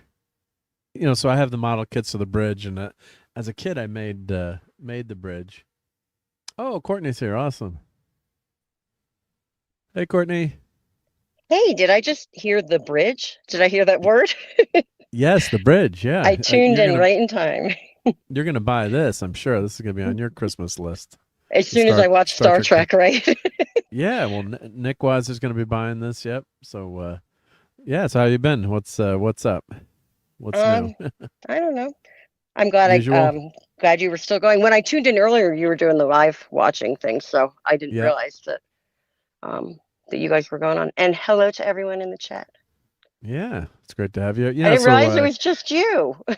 Nah, it's just me. We've been well, the chat has been awesome tonight, so thank you, chat, and been riffing off of them. But yeah, it's I wanted to watch. I'm like every week, Game of Thrones, Night of the Seven Kingdoms comes on at 10, and like you can't talk about it. I haven't watched it, so I'm not going to talk about it. And then when it's a week old, so like let me just do a watch part. I'm going to watch it anyway, so I might as well go live, and I don't know how good it was, but or I have to get someone else to join. I plan for next week, have someone join me to watch it so we can react to it. You have 2 people reacting. It'd be fun. So, but yeah, so it comes out at 10 o'clock East Coast time. So I just figured do a watch party for that. But then, so we've been talking about Starfleet Academy, which I know you don't watch, and then, but this I learn every time. Yeah, but this is going to be. This is like if you're a Star Trek fan, this is one of the most amazing things. So, the Cell Toys announces Star Trek Original Series Bridge playset plus corrected 1-wave figures on the way. So if you pre-ordered the figures at Nacelle Toys, They're on their way, but I Like guess the they had a playset? problem with how cool Like is the this? So player. yeah, so you can They're be up. able to build the whole bridge. Amazing. So That's actually really cool. I think I think they're gonna sell. Um, it says playset, but I will play with it, Lenrod. I'm gonna do all kinds of missions. The Gorn are gonna attack and everything. Klingons are gonna attack. Yeah, You better record videos for us, like acting things yeah. out too. Hey, Too old to do Darren, that. great to see you. Hi, Lenrod. Hi, Uh, Darren. I just finished Brahma's stream. I mod there. It's a political stream, so extra mods are needed at times. Yeah, Brahma's a great guy. Yep, and he has some great streams. Yeah, we very rarely dwell on politics here. So yeah, the political stuff can get challenging. Yeah, And it's funny because Brahma Bull was a regular on my show when I did my late night John show, and I wouldn't allow people to speak politics either. Other than that, but he was so much fun. I don't know. Oh, he's a great guy. Yeah, yeah. So let's get back to this article. So it says the team at Nacelle Toys has made their boldest step yet into the final frontier as they plan to release a massive 12-part Star Trek The Original Series bridge play set as part of the 60th anniversary celebration. Each section of the classic Enterprise bridge will be available for individual purchase and will be sized in line with the company's 1/10 scale Star Trek action figures, so collectors can either pick and choose the portions of the bridge they want, like the captain's chair or Spock's science station, for example, or go with a full set, which will eventually measure a full whopping 40 inches in diameter, which is about my waist, right? Yeah. So, oh, we got Sixes in the house. Hey, Six. Yes, we will play with it. Isn't that what adults do? Yeah, yeah. Oh, I forgot about And that, Courtney. Six was also on my show too. Yeah, Okay, they were my Six was original crew, my OG There crew, you go. and There you Pete go. and Hopcast. Yep. Nice, yeah. So look, this is gonna have lights. I mean, I'm a kid again, and I'll have to buy. And I guess I don't know if they're gonna sell them the figure with the playset, or the playset is gonna be separate. I'm guessing it'll be separate. Probably that's all. Let's see what the article says. I'm forgetting as I read Is it this before. what you were showing a little bit of at the end of the toy stream you did? I might have, yeah, I might have shown a little bit. Yep, I might have put that on. Yep. Because I'm like, why can't did I remember see now. this? Yeah, I think you did. I might have, yeah, and I'm forgetting. Yep, yeah. So, yeah, Lenrod, 40 inches in circumference. Yeah, so it's huge. So I don't know. I'm gonna have to build another another shelf somewhere. You know what's fun to do? You could do half and half, like show half of it. Although, where do you put the captain's chair? But so the collection will kick off with a monthly bridge piece. So I guess each month you get a new piece that connects together to create a massive bridge over the course of 1 year. The exciting new release invites fans to build their own, and they better finish it. God, please, everyone buy this so we don't get like 9 of the pieces or 10 of the pieces. Yep. Oh, that would be frustrating for you guys. Yeah. Like that would suck. Each month we'll launch a pre-sale for a unique bridge section that will connect together to create the Star Trek bridge. This is a must-have collectible for fans of Nacelle's 1/10 scale action Star Trek action figure. So, yeah, I'd love to review this, Nacelle, if you're watching. Send me a set. Yeah, I'll be glad to review it. Yep. The 12 bridge sections, which stretches to approximately 40 inches in diameter when complete, will come together to form a full display-worthy original Enterprise bridge playset, offering fans a collectible centerpiece like no other, unlike any other. Yeah, because I have the Migos set play bridge, but it's it was just fun, plastic little playset. So the 12 segments detailed in the graphic below will not only have detailed representations of each station, but also feature lights and sound components. Oh my God. The playset will then be a match for Nacelle's already announced third wave action figures based upon the crew of the original Trek series. Okay, so they'll have the original crew, you buy that, and then you buy the playsets. The segments are expected to be released on a monthly basis. This won't be all at once if you're going broke. You'll have to figure out exactly where in your home it will fit. Will your wife put up with it? Yeah, yeah. Yeah, 40 inches would require a separate room addition. Yeah, yeah. And there's a factory entertainment one, says Brian, that's 1/18 scale. So what scale would this one be then? I guess it's 1/10. What scale are these figures? 1/10. Okay, 1/10. Yep. Yeah. So here's the image here. Wow. So yeah, 1/10. Oh, it's right there. 1/10 scale. So, and here's the classic layout of the bridge that all us geeks and nerds know by heart. Yep. Mark, So- did you take down your Wookiee yet? Your your Chewbacca? I did. I took down Chewbacca this week. Yeah. Yeah. Was At your my mom mom's happy? house. She was happy. Well, the problem was one of the reasons that got me over there for an extended period was some pipes burst in her house, so it had warmed up. So unfortunately, it gets really cold, and then your pipes freeze, and it's fine, right? Because there's ice blocking the pipes, and then once it warms up, the pipes open up. So unfortunately, I got a call on Tuesday morning that there's water pouring into the kitchen from the ceiling. And I'm like, oh no! That I'm like, happened in to the me in kitchen. college in Boston. Yep. That stinks. My mom just Yeah. didn't have heat. Her furnace went out and they couldn't fix it because it was so cold. Oh God, yeah. And then then your Dale? pipe. Yeah, what they should do is, turn the water off in the house or drain the Water is pipes. usually Yeah. what they do, right? Yeah, they but that's what drain we it. used to do in Colorado. We would keep the water dripping so the pipes Yeah, wouldn't we keep it on. freeze. But this is the radiator. This is the radiator pipe that went. So, Oh, I didn't catch that part. yeah, that no. sucks. That's Yeah, so that's really, really freaking bad. Yeah, yeah. poor mom. Yeah, so we caught it pretty quickly. Like the other time that it happened, it was it was going for quite a while. So, Well, yeah, you made up for keeping a gigantic Chewbacca in her house. yeah, you, yeah. She was not, so I was over there and then had to do a lot of cleanup and stuff. So, yeah, it was it was a pain. So then I was there to take Chewbacca down too. Yep. So, Everybody, Dale in the chat too. Hey, Dale. hey Dale, thanks for joining. Oh, there's Dale. Yep. There we go. Dale's in the house. Thanks for. Yeah. So and then also I guess they're announcing that the wave 1 of this collection there was some screw ups, so they're eliminating some quality control issues. Resume shipping before March 1st. So, and I've got to buy all these. I got to buy all these figures too. It's just I got to come up with some money somehow for this to justify it. But Just keep working forever and ever and ever. yeah. So here's the part like we had a big problem with our car or with our Jeep or our 2008 Jeep. It was $2,000 to fix. So. Oh yeah, don't even talk to me. My car's about to not run ever again, probably.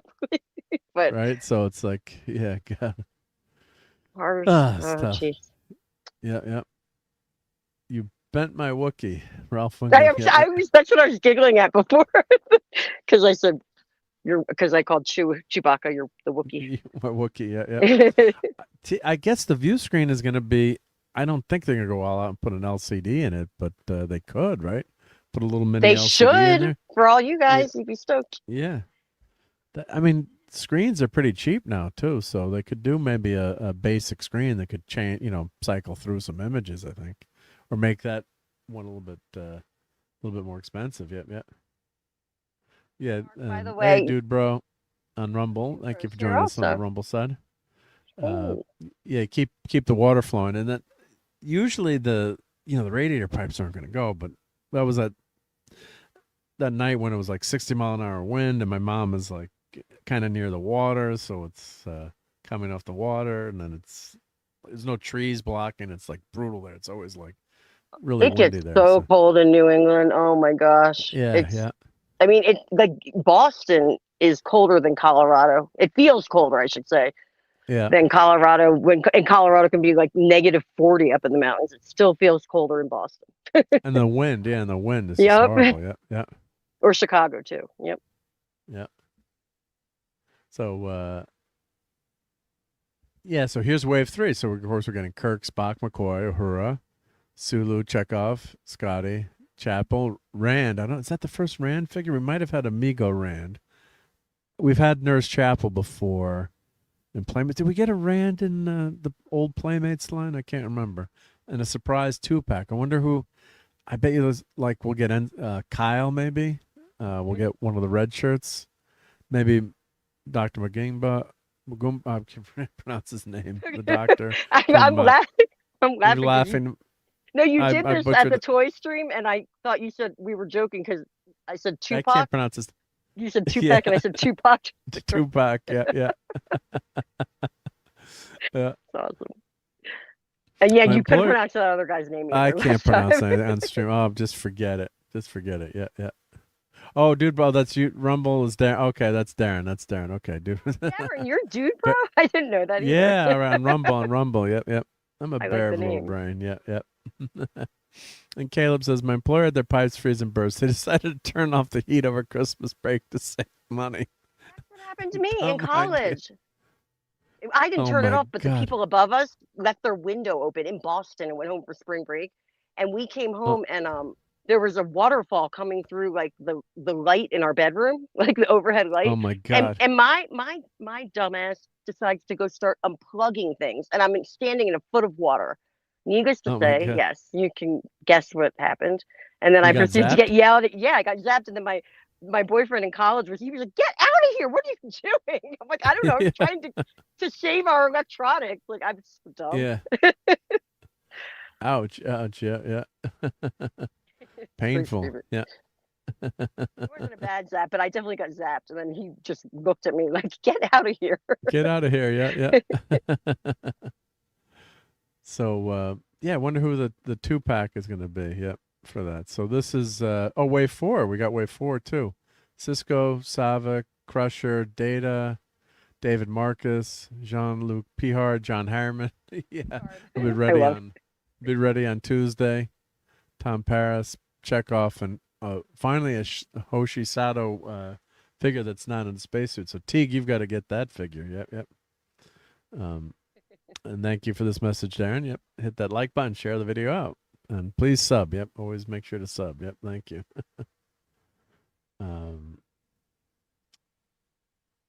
Let's see who else we got here in the chat. Let's catch up.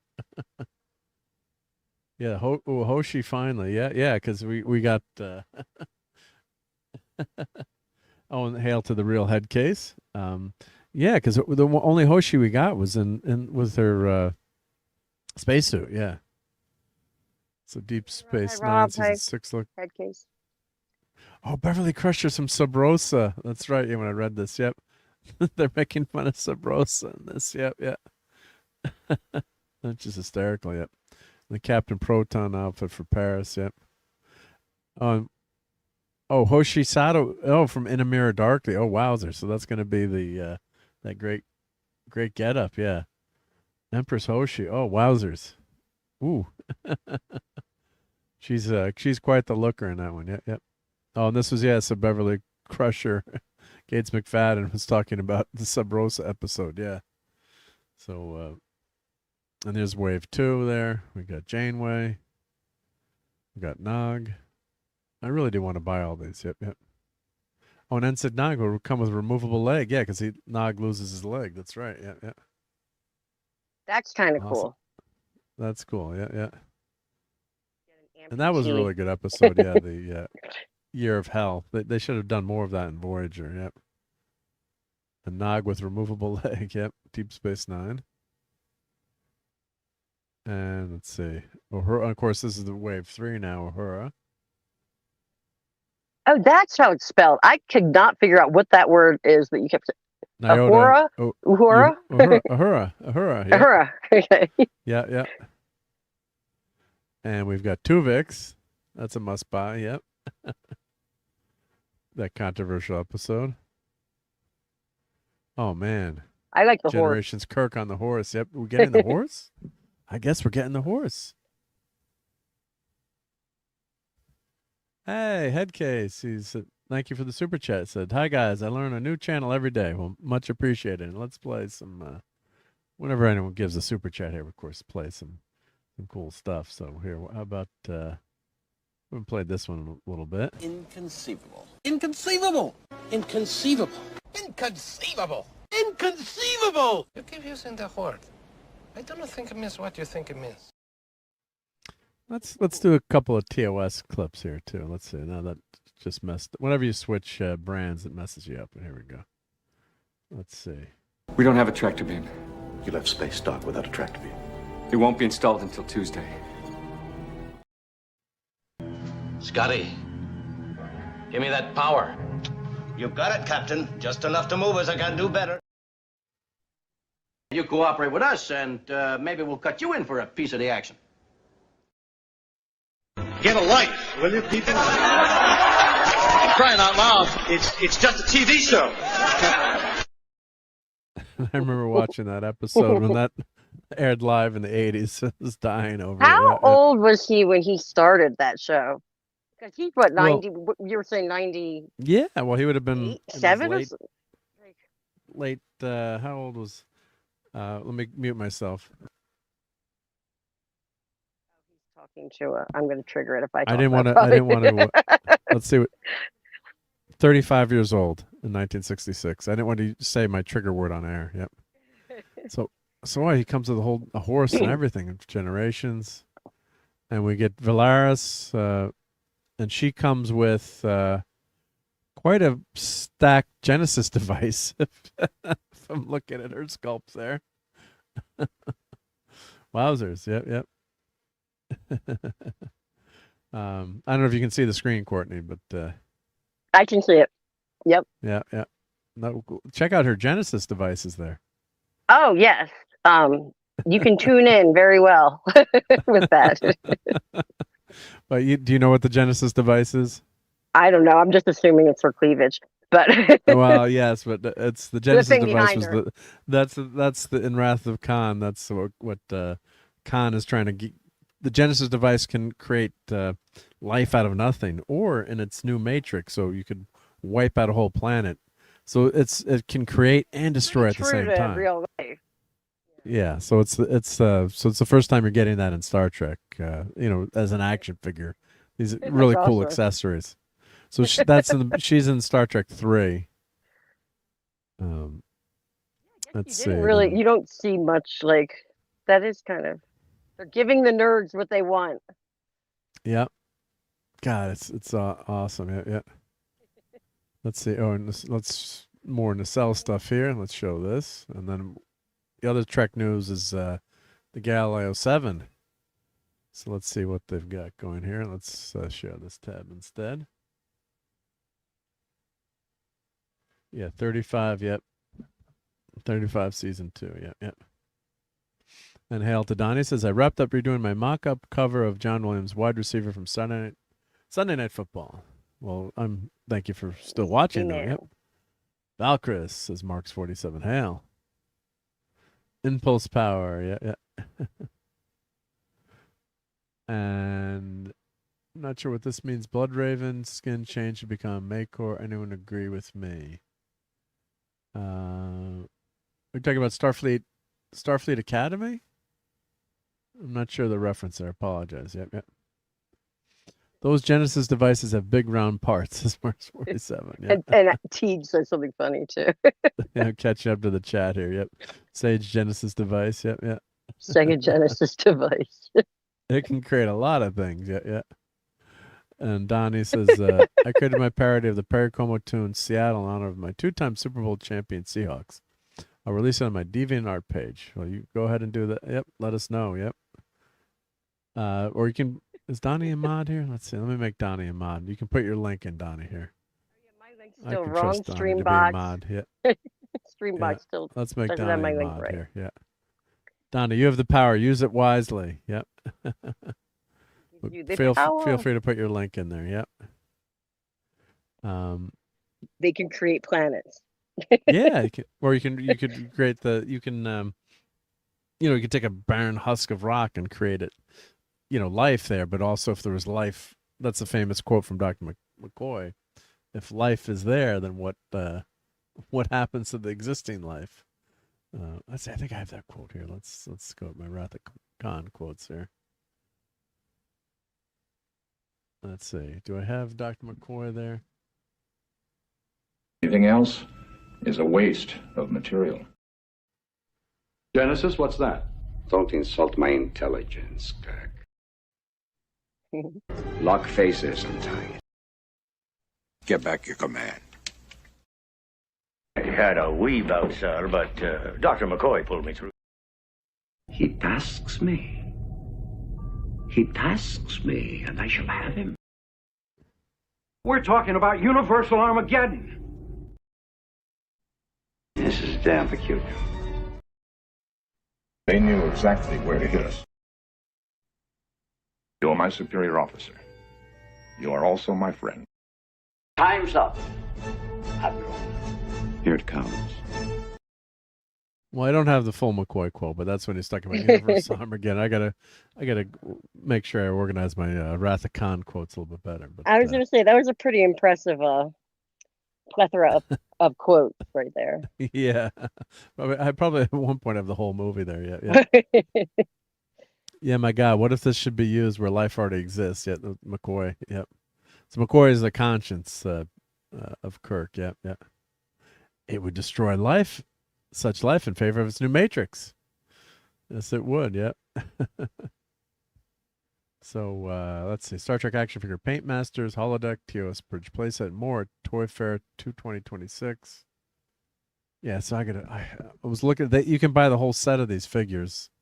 They're about $30 each, and it adds up. $30 each one. Yeah. But they're really well done. Yep. And you get I Jellicoe. can't believe how well the detail in the faces are like these days. It's amazing. Yeah, it's really good. Yeah, yeah. Wayun, Valkyris. Yep. Caleb is saying that you need to get a clip of Ricardo saying "rich Corinthian leather" from those old Cordoba commercials. Oh yeah, that'd be great to tie in there. Yep, that would be good. I'm going to star that to remember that. Yeah.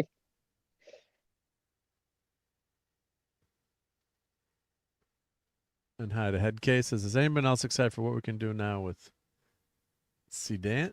C-Dance? I'm not sure what that means. Do you know what that means? Yeah. No, I don't know anything with technology. I'm assuming that's what it is. Or is that like I don't know, Seahawks thing? I have no idea. No clue. Don't know why I'm trying to guess. And Tega's asking, does TOS or her have a first name? Thought that was a Kelvin thing. I think it was in the books that we got her name. Neota. Or was it? No, I think it was the animated series. I think it was the animated series. Neota. I think we got her name in the animated series, but someone will look that up for us. Yep, yep.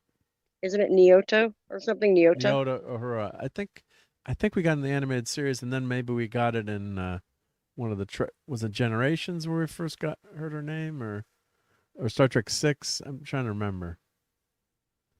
But what I have? I have all the Star Trek scripts. So if you go to this website here, let's go to, bear with me, I'm missing the chat. We get it over and over in Trek 9. Okay. AI. Oh, AI. Yeah. Yeah. Just, God, there's some amazing stuff you can see. And I've been playing with AI just to take an old picture of my family pictures and animate it. It's it's pretty wild. Do they have it where you can do that easily now, the animating of it? Oh, it's so easy. It's just ridiculously easy. It's scary. AI pics of myself, yeah, show me in 1953, doing stuff like that. Well, but you can do all kinds of things. Yeah. I haven't messed with the animating thing. That sounds fun. Now this website, let me share this screen. So they've got all the scripts for TOS animated series, and I think there's a search function. I think. Let's see. Is there a search function in this? I thought there was a way you could search the script here. I'm trying to see. There was a way I used to search for part of the script here. I don't know if that was through a Google search or did they take that off? Let's see. I thought they had a way to search this. Let's see. I guess not. Let's see. I don't know if anyone knows a way we could search this. Let's see. Star Trek main page.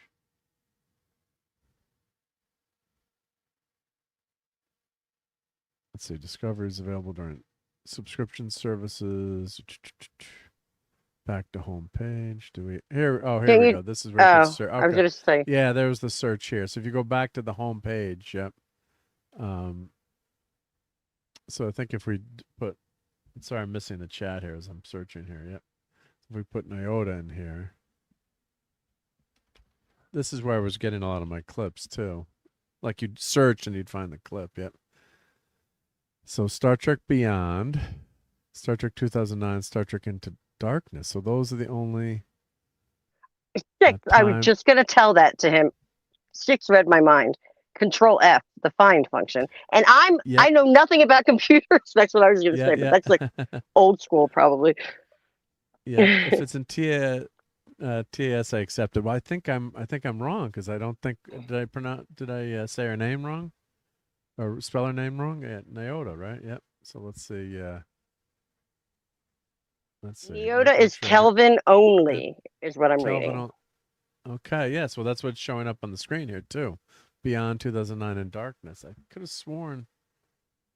Where do we get that origin of her name? Yep. Let's see if I put Uhura in. Yeah, you can do the Control F, but you can't. Let's see. Let's see. But if we put Uhura in, look how much that's going to come up.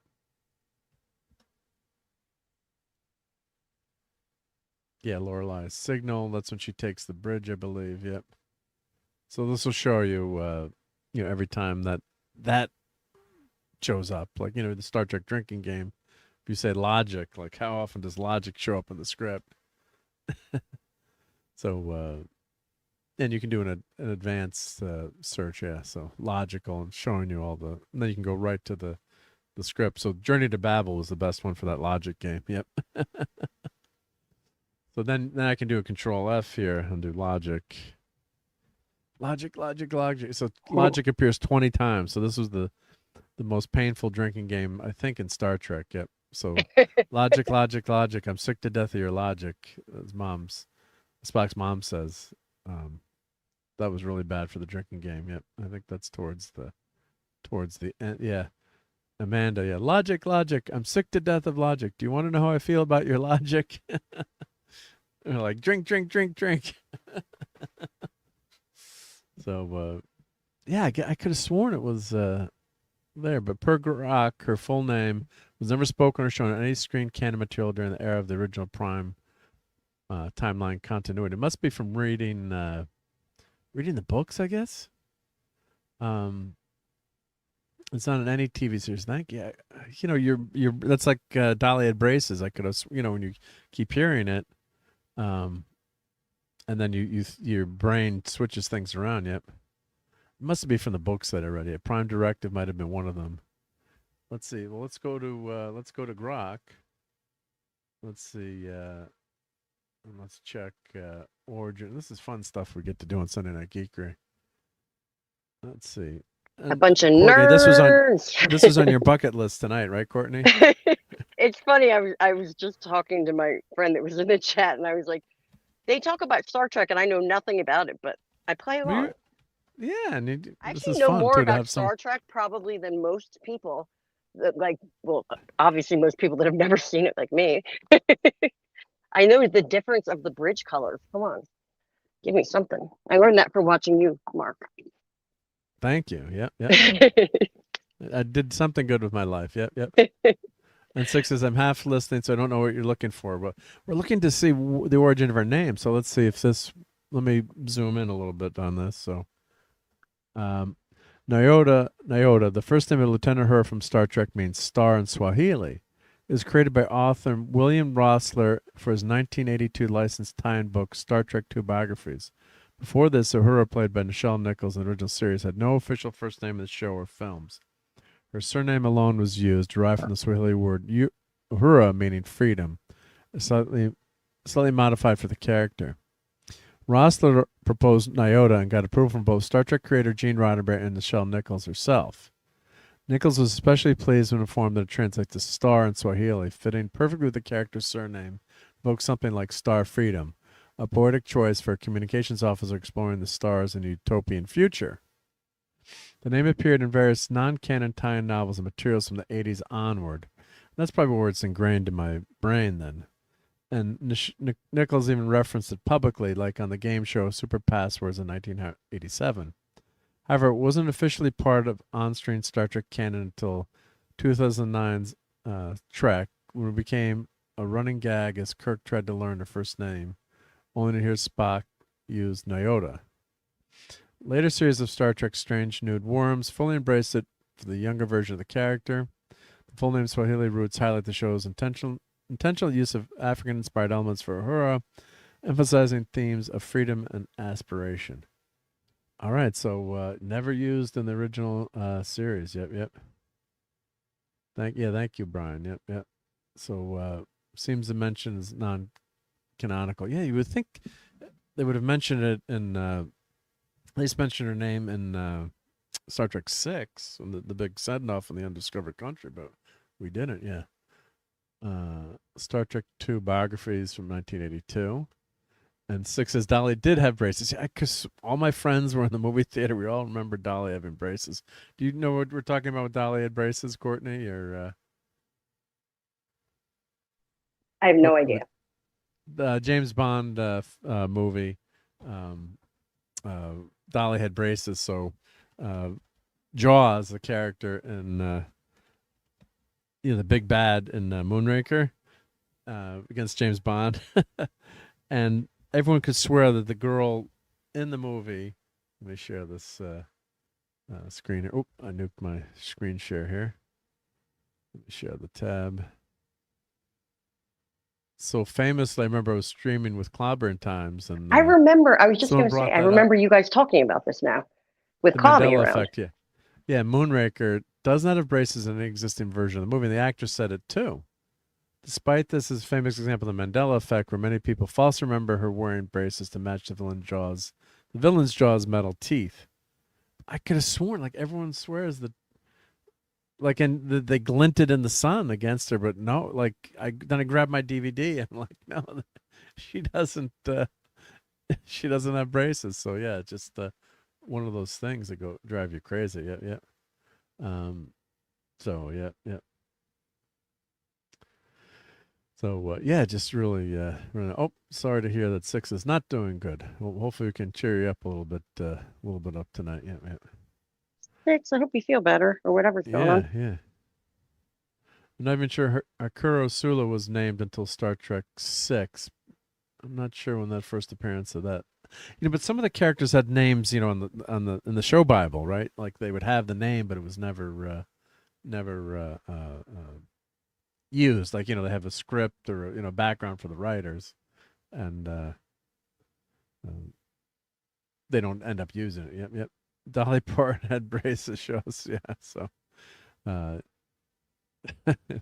well, she kind of resembles Dolly Parton in some ways, right? Yeah. So we'll leave it at that. I don't know how good of a singer she is, though. Yeah. Yeah, the whole point was the smiles and the bonding over the braces. Yeah, I freaking remember that. Yeah. So everyone, it's a glitch in the Matrix, right? Yeah, that's we're all joking. Yeah, Clobby said she had braces. So I went 6 and I grabbed my DVD. It was a streaming with Mike. I'm like, she had braces. I'm like, this is a joke, right? And I grabbed my DVD and I played it, and there's no braces on the DVD. So I think it's like we're in an alternative universe or something crazy is freaking going on. Because it just it's mind blowing. It just it doesn't make sense. But that's her with the braces and without the braces. So. But I don't know. Something's going wrong in the universe. Yep.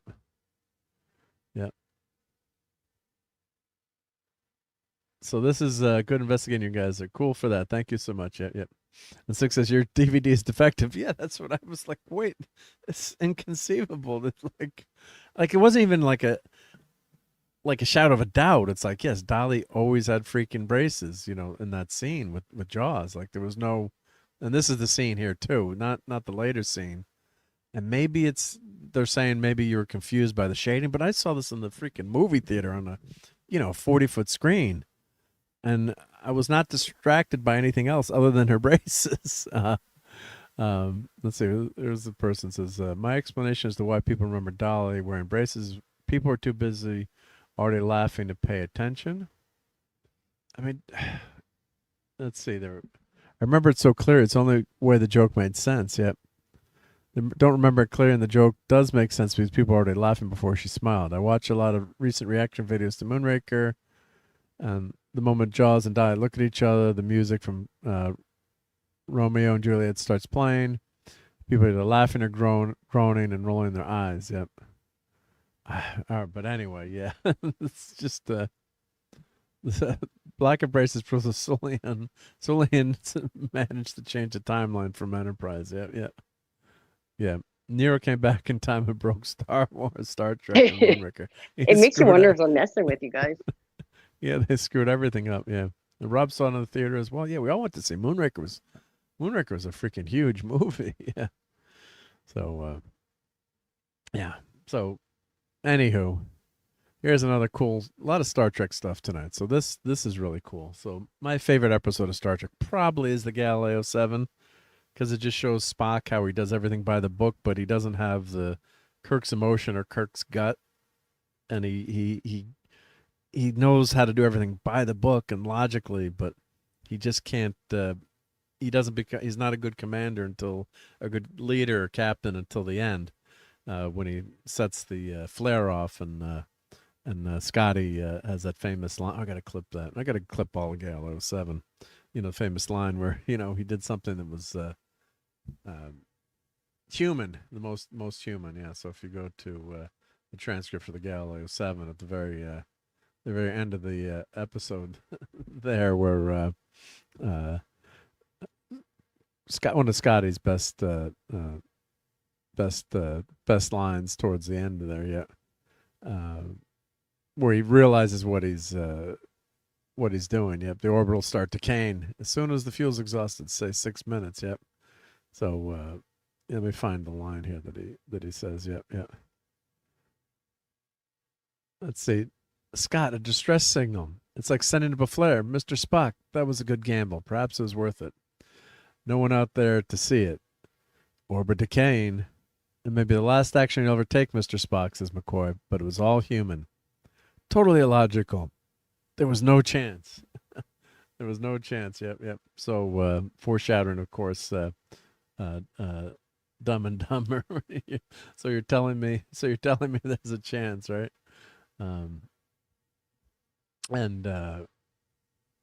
So they activate the beams at the very end of the episode. So Kirk says, now we all know, and I'm sure the doctor will agree with me, that desperation is a highly emotional state of mind.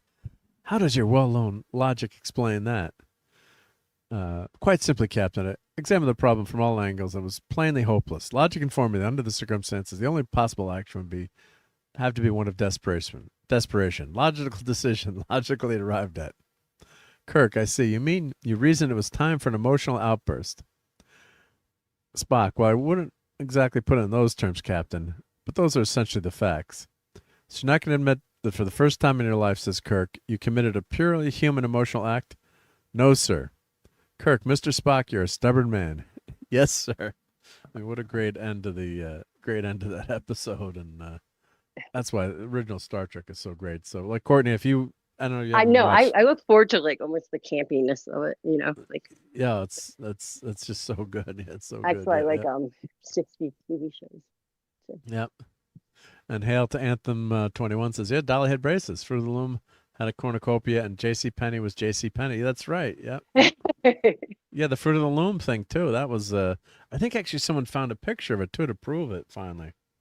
Why would they change that? That's not right. No, but they were denying the cornucopia. And someone actually found a picture of it, yeah.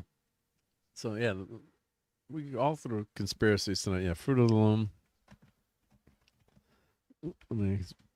Cornucopia. Yeah, and I could have sworn that too, yeah. And Sally Field said, you love me. You really love me. Yeah. I think someone yes, that was the other Mandela effect, yeah. So Fruit of the Loom logo has never included a cornucopia, despite widespread vivid and false memory. Mandela effect consists of only a red apple, green, purple grapes leaves, and a white currants or gooseberries. They falsely remember a basket or horn-shaped cornucopia underneath the fruit.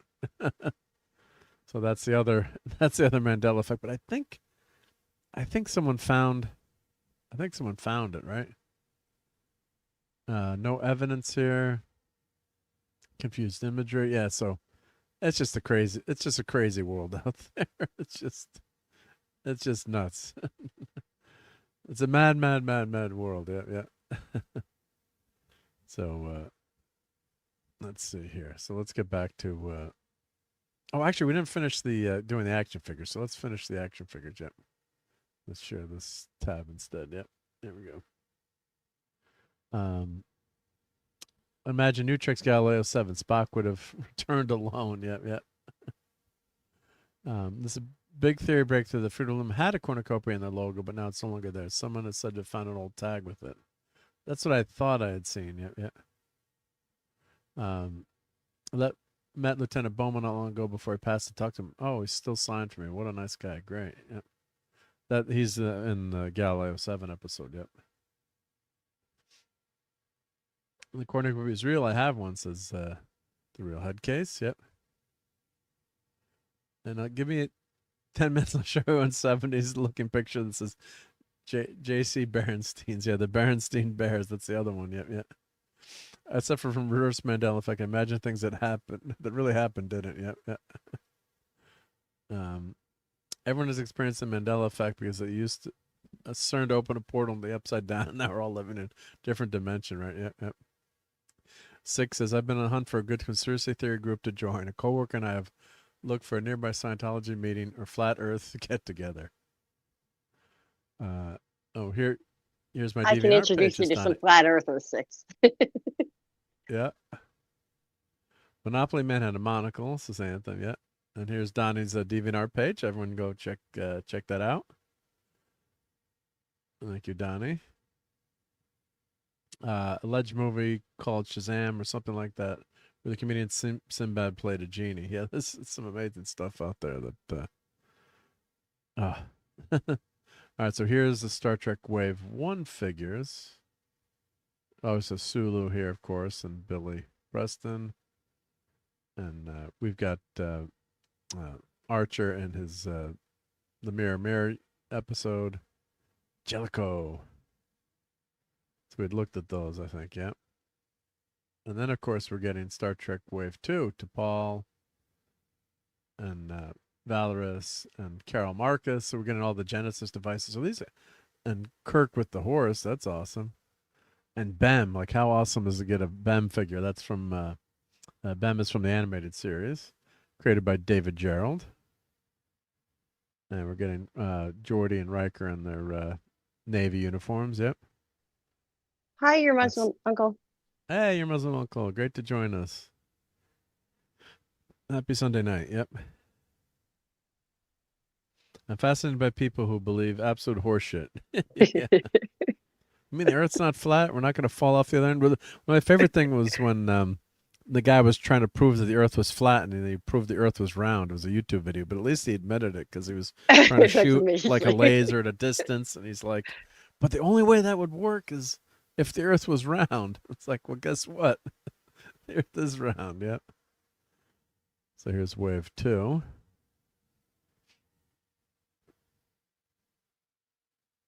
And I guess these head sculpts are going to change. Like, that's not the best head sculpt. These are prototypes. So I think they had a problem with Wave 1, so they're fixing these figures. Yep, Billy Preston, yeah. Balance of Terror, yep. So we're getting some really good stuff here, yeah.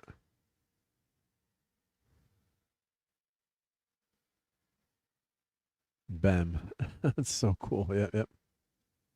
Also shows a large Generations era holodeck arch, which will be disassembled when packed with a Geordi figure designed to match the same 1/10 scale opening. Oh, wow. That's awesome. That's really cool. So we're getting some great accessories with these. Yep. Wave 2 Paint Masters released to press. So, they've got to paint these, and, there's a lot that goes into the production here.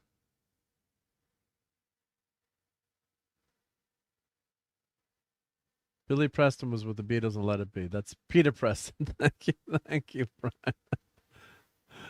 Yeah. He was the 6th Beatle, right? Yep. Or George Martin, but yep. How many times have I seen Wrath of Khan, right? Yep. I was just checking to see if anyone would catch me. Yep, screwing up. Then we're getting to Paul, with all her accessories. Bem. Polaris. Oh, yeah. So that's, you haven't seen the movie, but yeah, there's one of the plot points is they're in the kitchen looking for the murderer. It's a whodunit basically. So they've got a pot and the boot in there. Yeah, yeah. So this is fun. Yeah, yeah. And then the Build-A-Bridge place that's here. I guess they're showing. Oh, here, check this out. So this is a mock-up. I guess this must be just a 3D printed mock-up of the bridge here. Yep. And we're getting the phaser rifle too, which is cool. Just showing you the scale, I guess, too. So it's a pretty big.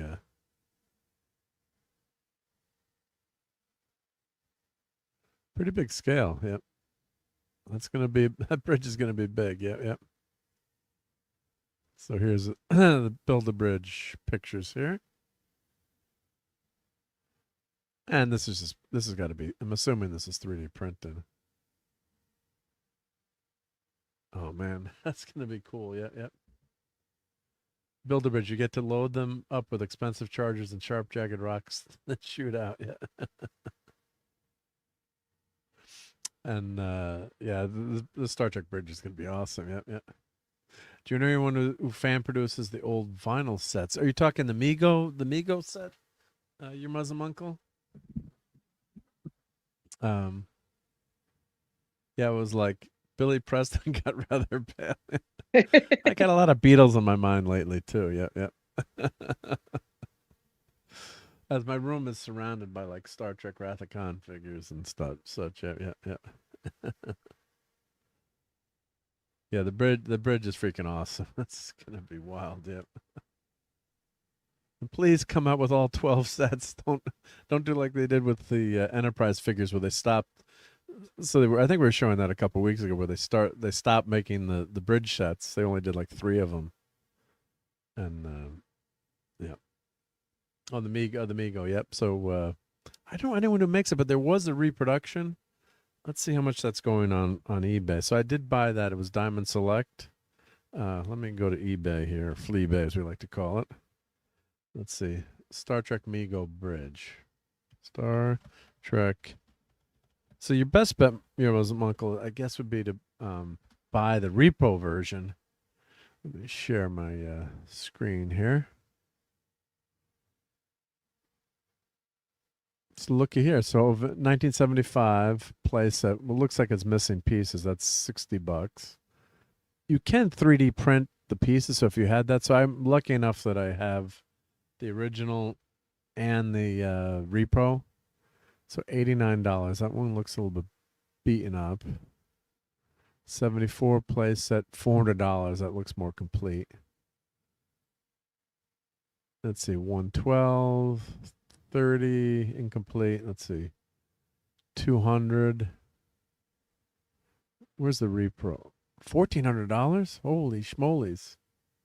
Mine's not that. Mine's been played with. Yep. So, let's see. I'm trying to find. Let's see if they have the reproduction here. Yeah, let's see. Mego Star Trek Enterprise bridge place and 2 Spock figures. None of these look like the playset here. Let's see. There's your Megos. It was pretty popular, so. But of course, we played. Yeah, he played with them and it got wrecked. Yep. That's a cool diorama. So there's a lot of 3D printed dioramas you can do or put together. So, so people have been making bridges for the Mego figures. Yep, that's something I should 3D print. Is make my own bridge set for the Megos. Yep, $300. There's an NX-01 bridge set, 3D printed. Huh. I'm not seeing the repros on here. Let's see if let me search for reproduction.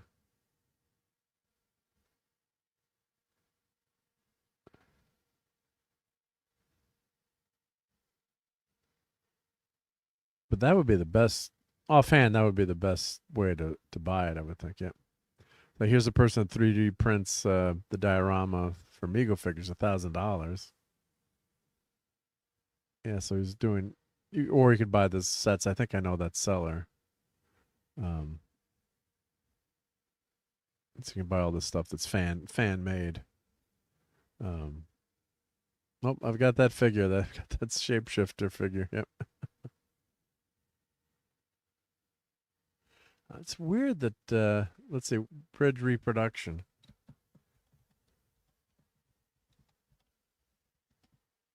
You would think that one of them would show up on here, but here's one for 89. You're welcome, your Muslim monk. Yeah, well, just yeah, 1K for a 3D print seems a bit too much to me. I think the scale is so big, Lenron, and I think if you look at what the person did, like it has lights and it has sounds, and you can buy just each section. So yeah, it's a lot, but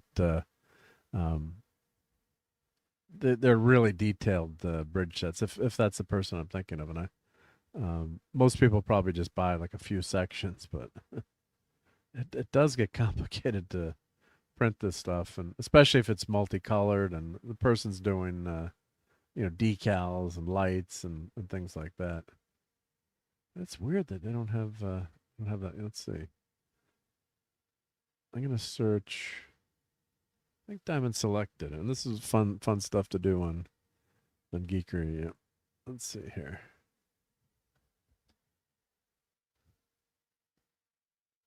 Yeah, because I remember when that came out, I'm like, oh, I have to buy this. Yep. Let's see if they talk about. Yeah, Diamond site was 2007. Yep. Oh, good. Courtney's back. Yep. Hey, Courtney. Hey, sorry. You beamed out. That's all I right. dropped Yep. by accident. That's all good. Yep.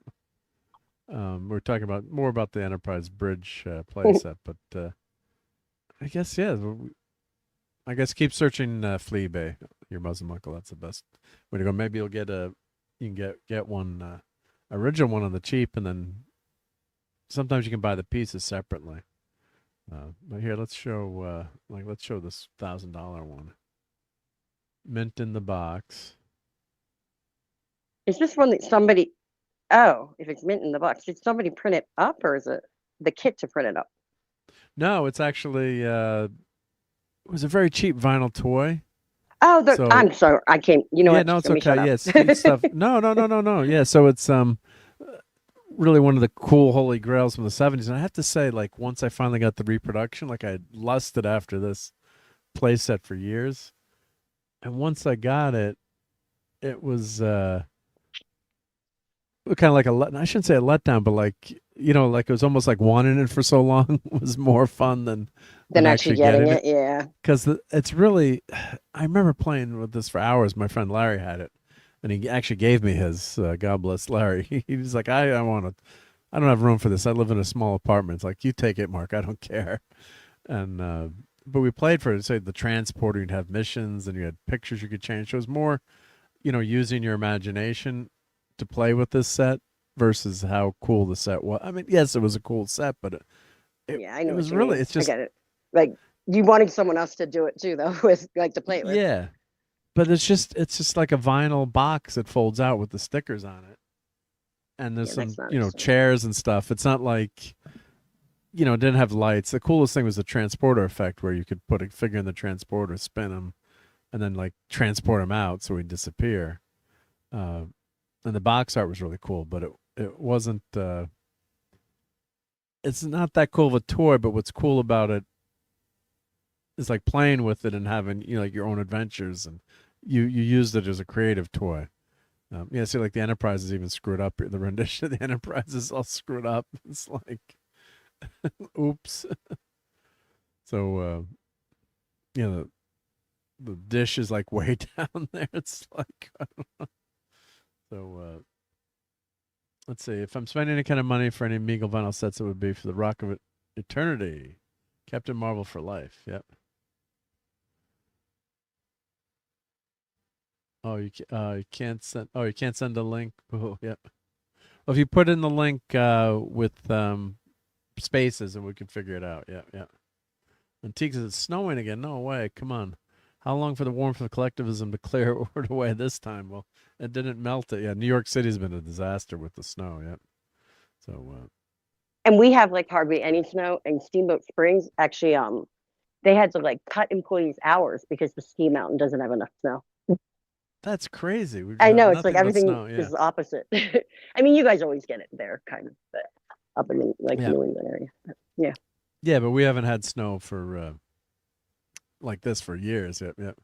I'm happy that we have not had a lot of snow, except the one time it did snow, I crashed a truck. So, of course, I'll be happy without it. Thank God you're okay after that. Yeah, yeah.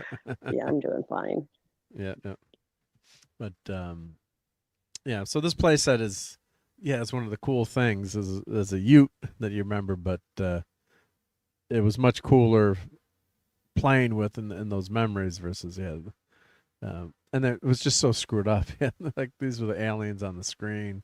That was the transporter effect that you would put in the transporter, the sticker.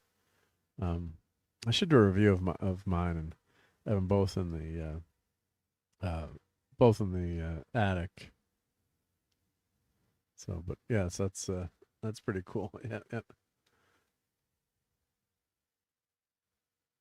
That's one of those things like, oh, you've got the Mego Bridge. I've got 2 of them. But when the repro came out, then it was really fun to have. Yep. To have one of each.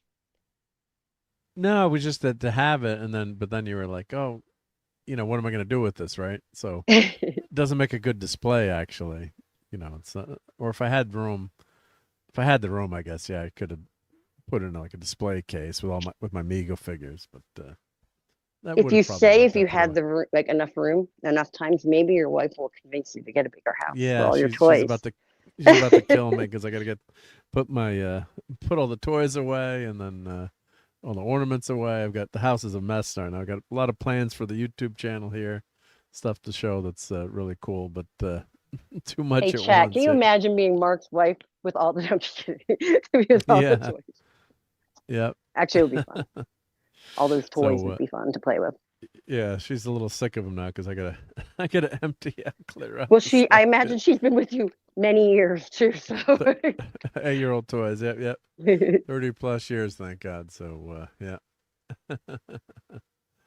she's stuck with me. Yeah, yeah. So yeah, but this playset looks. This is gonna be good. Oh, that Spock looks right there. Yep. Wow. All right, so let's get to the Galileo 7. So the original set tour, so Fort Ticonderoga, New York, which I have yet to go to. They're getting the Star Trek original Galileo 7, which has been restored. Let me share this tab here. This is a great story. This is really cool. They launched Land the Galileo Kickstarter campaign. The original set tour exhibit in Ticonderoga, New York, only officially licensed recreation of the classic Starship Enterprise set. So what had happened, that was where they were filming a lot of the fan-made films. And famously, the one that, wrecked fan films because they had that huge Kickstarter and they were pulling in millions of dollars. And Paramount got all peeved off, which at CBS, I don't actually blame them. And they said, you're using our IP, so they put in all the regular, you can't have a fan film that's more than 15 minutes. I think you can only do 3 episodes, basically. And there's all kinds of rules that they put in because of the Star Trek, what was that called? And I backed it, too. I think I backed it. Robert Meyer Burnett worked on it. There's all kinds of stuff going beyond the scene, but Axanar, Prelude to Axanar, and then Axanar, and then that was the big, huge blow up of Star Trek fan films, unfortunately, because we had some really great. Star Trek Continues was really great to watch. We actually had some of the original actors on the show, original writers, so, but that kind of blew it up. So they, Ticonderoga, the sets there, they signed a deal with Paramount, and they became an official licensee with their bridge sets, and Shatner's been there, and he's coming back again too. So you could actually, I think he's coming back November and then in June, and you could actually if you buy a special ticket, you can sit on the bridge with Captain Kirk, William Shatner, and have him talk about Star Trek. And this That's set, pretty cool. That's like a bucket list item. Yeah, that's pretty cool. Those are pretty cool. Yep. Yeah, it was Axonar that ruined it. Yep. And you guys are faster than me at remembering things. Thank you. Yep. And I want that Mark Leonard Romlin Commander. Yeah, that's freaking awesome. Yep. Oh, the cornucopia is real. Oh, there are only 2 links. I just wanted you guys. Yeah, I think I'm Headcase. I think I've seen those, and when I was searching it, I think I've seen those before. But thank you. Yeah. If you go into it, probably the AI will, Grok will show you. But I think I've seen that someone found it. Yeah. Prelude Axar is the full name. Now they can only do 2 times 15 minutes. Yeah. So they made them, maximum 15 minutes for that episode length, which is a real bummer. It's like, let them do a half hour at least, or so. Yeah, it's just a shame. Yep. So, so here, what we have is help us land the full-size shuttlecraft from Star Trek: The Original Series. So, the original Galileo was safe from destruction, restored more than a decade ago, and I think a lot of it's rebuilt. So I don't know how much of the original is left there, but it was basically sitting outside in a trailer park, and it was a total disaster. So, so here, what they're gonna do is make a whole set. You're gonna get the shuttle bay set, or the landing bay, I should say, and it's going to be a wild set. Yep.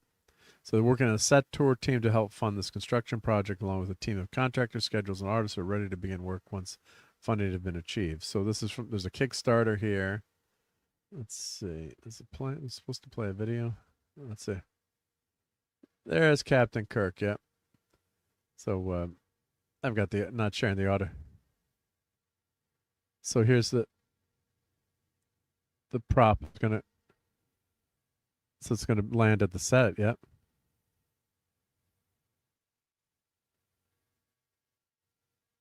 It was in Houston, the Space Center. Yep.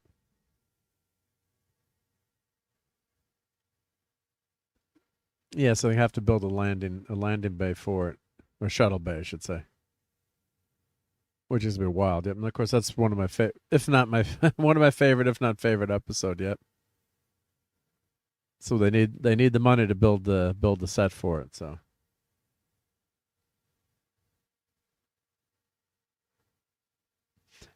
And the story behind the Galileo was really cool. So it was the model making company.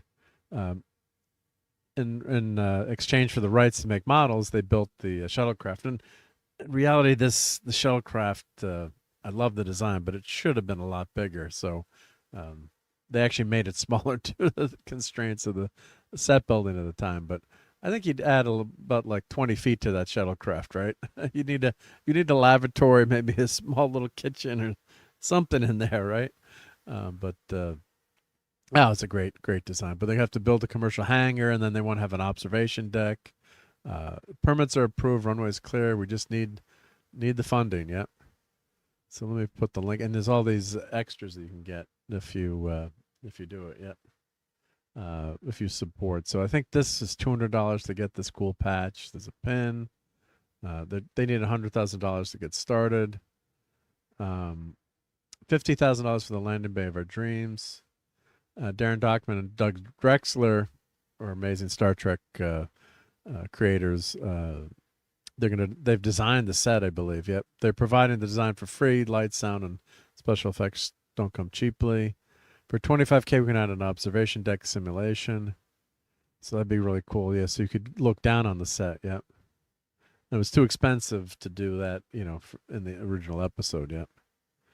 So for an additional stretch goal of 75, we can add a video wall to the back of the hangar, like a volume wall used in TV production. Will allow us to virtually take the Galileo to other planets or even fly in space. So that would be wild. Yep. And You can fit a bathroom in there. All you need is a bucket. Yeah, right. Yeah, that's what I would think about. Right. Yeah, yeah. The shuttlecraft is way too small, and they've read that in the design books about Star Trek that just set considerations too. The bigger it is, it's tougher to film. Of course, it would make sense, just maybe going in between the ship, but with the resources they have in Star Trek's time, it's like, hey, it would make it a little bit bigger. But that's just me. Yeah, yeah.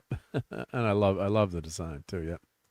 So here's the Land the Galileo Kickstarter campaign site. Let's head there. So they've already got $92,000. So I'm definitely going to back. This is a month ago. Let me put this link in the chat here. So everyone, please donate if you can. So here's and I think let's see what the levels are. I think what do they start at? So here's the Land the Shuttlecraft Galileo. Yeah, yep.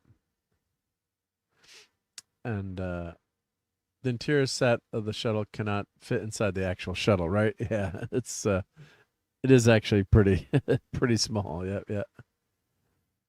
And RMB interviewed Drex on Robservations. Oh, very cool. Yep. Yeah, even in TNG, their crafts are about the same size. And then they added the runabout, which was kind of like an in-between ship. The runabout was almost like a little mini spaceship. Yep. So I think this is the video that we just watched. So what do you get for first created? Make a pledge without a reward. Okay. Supporter $7. Yeah, Galileo 7. Yep. Updates, photos, and access to add-ons, email. Digital renderings, 25. Then the shirt is 50. And I think you get some of the stuff before, right? I don't know, do you get the digital design, digital renderings? Yep. The hat's $100. I guess you can pick which hat you want. This one or this one. Which one do you guys think is better? Courtney, I don't know if you... Courtney's on mute, but I don't know if she's had to step away for a second. But I'm here. She's just in the laundry room. Oh, Which one's better? Yeah. Which hat? Yeah, do you like this Galileo's hat? Or the I like the black one. The black one's probably better, right? Black and red. Yeah. I like I wish they'd put like Galileo and then like 7 underneath this or something. It's like this. I'm purely going for the fashion part of it, just the colors. So I'm really not the person to ask. And I apologize. There's my washing machine in the background. So no, it's funny. And Jamie's saying hi to Courtney.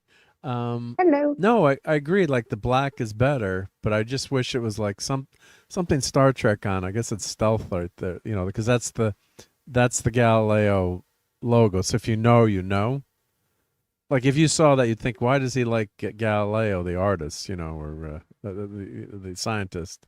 But that's the exact logo. But I wish they'd put like Galileo 7 on it, right? So somewhere, but so if I might do the $100 one because I want that hat. So, but everyone's saying the black hat. Yeah, yeah. Blue and white would have been better, says the real head case. Yeah, because this is black, and I guess they try to make this gray and black like the shuttlecraft itself, but that's not that logo doesn't look as good. I think that if this NCC 171/7 was below here, shit, I get this hat and I can customize it. I can do it myself, right? With those cry cut cutters. My friend does one now. So, and Jamie says, I mean, it's like how Star Trek expanded and evolved since the universe. Yeah, Star Trek's always been changing. Yeah, yeah. I like that better, more if you know kind of thing, right, Brian? Yep. So everyone's agreeing with Courtney. Yep, yep. So if I could swing it, I'll do that $100 one to get the hat, and then you get the stuff before it too. Then the pin, if you want to get the pin, it's $150. Oh, you get a pin too. That's cool. Yeah. Then the $200, you get the patch. So you're basically paying $50 for a pin and $50 for a patch, though, right? Yeah. So you get them. Yeah, you get them both. Yep. but only available to Galileo team members. Yep. Oh, that makes it Plus, special. plus you get the hat and then the shirt. So it's like it's cumulative too. So you get quite a lot of stuff for $200. So you get the pin, the patch, hat, and the shirt. Not bad. Yep. Then they have mugs or cups, I should say. And you $500, you can get your name on the plaque in the shuttle That's bay. kind of cool. That's very cool. Yep. If I had the kind of throwaway money, I'd grab that. Yeah, yeah. And then you can get a piece of the Galileo for $1,000. And let's see here. Then you get all these, like $1,000 you can meet.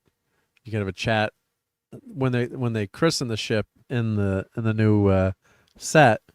They're gonna have special chat. So I'm gonna scroll through this, but George Takei will be there on this Galileo weekend in September. And then you've got Chekhov, Walter Koenig is going to be there. What's that picture? I don't know it's the prop from Star Trek, I guess. Yep. And these guys must be like, yeah, 60 years ago it was just a TV show. The whole chat thing, though, you wonder, like, if it was a couple people watching, Yeah. but is it going to be you and, like, how many other people? You know what I mean? Like 20 people, yep. Oh, just 20? There was a number? Yeah, it was 20 left of 20, yep. In the shuttle bay, yep, plus photo op, yep. So that's pretty cool. Neat. Yeah, that is neat. Yeah. So you're there, and then they've got different levels, so you can meet George Takei. There's the christening. Watch the christening from the bridge and in the seat. So like there's 10 of 10. Yep. You enabled the real head case. You said, "Damn, Yeah. I just spent my whole paycheck." Yeah. Sorry. Right. Yeah. Yeah. Yeah. Just my whole paycheck. Yeah. Yeah. Christine with George Takei, 2,500. 7 of 7. So they're going to raise some big. If people go for this, they should raise some big money. I mean, if I had throwaway money, if I win the lottery, I'd pay for all of you to go with me. Yep. The digital renderings, all gone. Digital renderings. Huh. Oh, the chat. Oh, here's the ones that went away. Yep. So the chat with the crew member. So these the 1701 on the bridge, the navigation center. So these sold out, which is great. Yeah. So these, and I think there's one with Captain Kirk too. I think was there one with Kirk where they had. I thought there was one that with Kirk. Yeah. I'm surprised they limited that one. Yeah. So be in the shuttle bay. So yeah, just really cool stuff. So it'd be wild to get up there that weekend in September. And then actually, William Shatner's going to be there, as I mentioned, too. Yeah. So, and Donnie updated his jingle. Here's his most recent YouTube video. Check that out. Yeah. The alternate logo is on the drive section. Oh, thank you, T. Yeah. So, yeah, I kind of would love to go to that. Yep. Like this would have been fun, like as a meetup with all the like a ClobbyCon going up there to Ticonderoga, New York. That would have been fun. Yep. Do something like that. But really wild. Yeah. Oh yeah. Here's William Shatner private dinner, available only as an add-on, a once in a lifetime experience. That's really cool. That's a really private cool. dinner for 10 with the captain himself, William Shatner. Choose any tier first, then go to add-ons to find the dinner. The dinner is June 26th, not during the Galileo September event. So, yeah, I should send that to my wife. We don't need any. I don't need any gifts for the rest of my life. We can get me this. Yep. So I don't know what that costs. I guess once you buy it, yeah. So then it's an add-on. Yep. But pretty freaking amazing dinner with William Shatner. Yep. So that's what I was trying to find where that was. But this is what the Gallo 07 looked like. It was in a freaking trailer park. Yep. So then they restored it. It was in NASA's Houston Space Center. Yep. And she was on the aircraft carriers Midway and Intrepid. I think, Teague, did you see Gallo 07 on the Intrepid? That's right up in your neighborhood. Yep. And thank you, Donnie. It says, first of my 2 SoundCloud uploads of the year. We'll check those out too. Yep. I don't know how much the dinner is, Headcase, because I think you've got to buy it as an add-on. I'm guessing it's like $2,500 or something. I say I would pay for dinner with Shatner, right? Yeah. Let me check if they've got a link here. Fort Ticonderoga.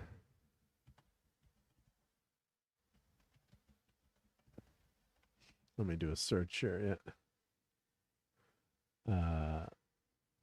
Where's their? I mean, a dinner with him, website? even if you're not a Trek fan, like he's a legend and he's old. You know what I mean? He's not going to be around much longer, and that'd be pretty cool. Yeah, no, it's just wild. Yes, they have. I'm trying to find their website. Yep. Where the heck is this? It's a Ticonderoga Alpha. Why is their website not coming up? Let's see. Mr. Shatner, if you're listening, I'm sorry I called you old. The Shat will live forever. Yes. I just apologized before. So. Yes. Will live forever. Yeah. Okay. Star Trek Original Series Tour. Come on, computer. Just trying to find their website. Here we go. I'm not sure why it's not showing up. There we go. It's Star Trek Tour. I remember the website now. There, let me show this. I'll share this page. Yep. Hey, Paulie, how's it going? Tom was here earlier. Paulie, Yep. Paulie. We missed Tom. Come on in. Yeah. That's what I'm saying. It's a once in a lifetime opportunity. Yeah. And your Muslim uncle says, none of us are getting younger. That's a lifelong dream. Is it worth financing? How big of a grail is it? I was just talking to my cousins about missed opportunities. Yeah, once you miss those opportunities, yep. Yeah, you can't get them back. Yep. So Valentine's Day is my I can't talk tonight. Is my day tours. I'll forget it. I'm not going to even try to say it. But here, you don't want to miss this. The Shat returns June 25th to June 28th, Thursday through Sunday. Buy Shatner tickets. Let's see how much they cost. Yep. Let's see. $1,500 all-inclusive package. I would have guessed more. I would have guessed more. Right. And it's all-inclusive. That's like, yeah. Yeah. Admission is $90. Yep.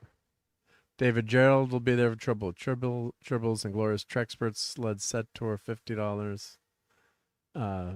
Clint Howard, Charlie Brill. Oh, and Francis Nyan is coming. Ellen of from the original series. Yep. $200. So we know the head case is going to go now. Head case, I call first dibs for FaceTime during the dinner. Okay, just so you know. Right.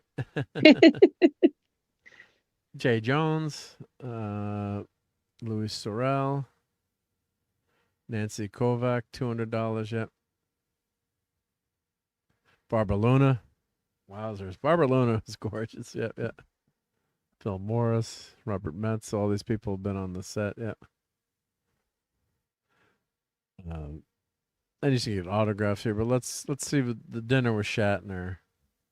Or I thought that was the dinner. I guess that's not the dinner, but okay. You get general admission, photograph of William Shatner, an autograph, a tour of the Enterprise with Shatner, a chat with Mr. Shatner on the bridge, join William Shatner and James Cawley for dinner and entertainment. See terms and conditions, $1,500. Yeah, I thought that would be more. I really did. So let's see, group 1, group 2, group 3, 22. There are 22 spots left. Yep. Regardless of which session you choose, autographs and photographs only occur once at a set time. The schedule not yet established. Check the website frequently for schedule updates. Oh, and it looks like I'm already going. I'm just kidding. You read the next. If I can get the money, I'll take you with me and we'll go. Okay, dear? Yeah. Of course. Thank you. Bye, Donnie. Yeah, Paulie, I think Donnie's taking off. Paulie, we should all meet here. So, Paulie, you can come to this dinner too. Yep. I have to go now, says Donnie. Have a great week. Enjoy the Descendant Zombies, Worlds Collide concert special on Disney. Live long and may the power protect you all. Thank you, Donnie, and have a great week. And use that wrench power wisely. Yep. I thought it'd be more too. I'll pay half if you do. There you go. That's Courtney. where there might be a problem. But it's not. I mean, yeah. I mean, it's no, that's actually. I would think it would be a lot more because he's. It's not throwaway. That's a significant amount of money, but it's quite the experience. If I was still working, like I don't know, it would be a different story. But... It's not. It's not bad. It's not bad though. Yet. Yeah, and you just don't. You don't know. Get that chance again yet. So. Yeah, I got to go up there someday. But if I'm going to go, I would try to go when someone was there doing.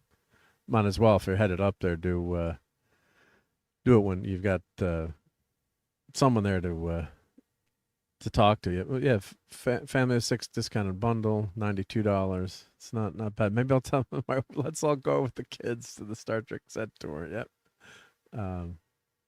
Special tour of the set where your Starfleet finest and our tour guides will photograph you in each room. Yeah, and the sets are amazing too. I mean, it's the real deal. I mean, it's just how it would have been if you were there in the 60s. Yep.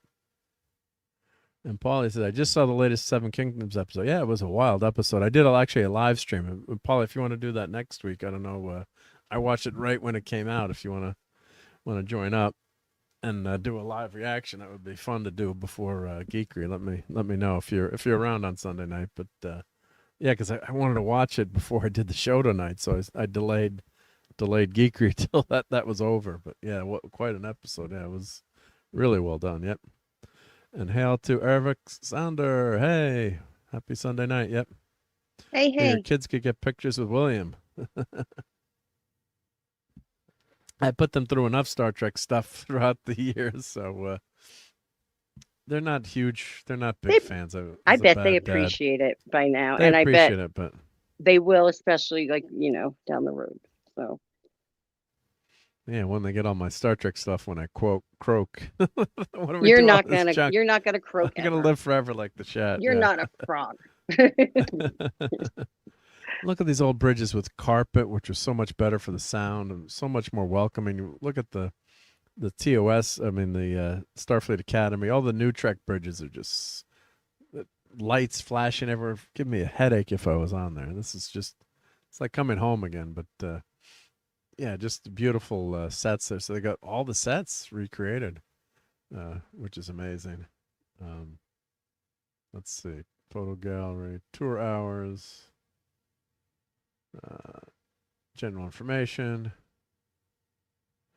The original sets were dismantled and largely destroyed. Only a few small items of the actual sets remain today, and those that have survived are in private collections. Trek superfan James Cawley began the process of rebuilding the sets just as they would have been seen, now 6 years ago when the series is being filmed. A 14-year journey has culminated in the most accurate rebuild of the original sets. It is now open and welcoming Trek fans from around the world. They were built using the original blueprints, so they did have the blueprints. Yep, hundreds of hours of serious research and thousands of photographs, both period images and images culled from extensive review and capture from the original episodes. The sets will not and were not designed to move from one city to another and are fully licensed by CBS. The Star Trek Original Series Set Tour invites you to come see the Desilu studio as it looked during the years between 66 and 69 when Star Trek was in production. So that's... yeah, it just would look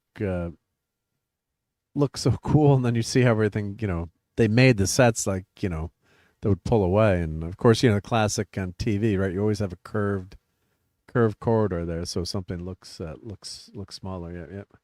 I or bigger, longer.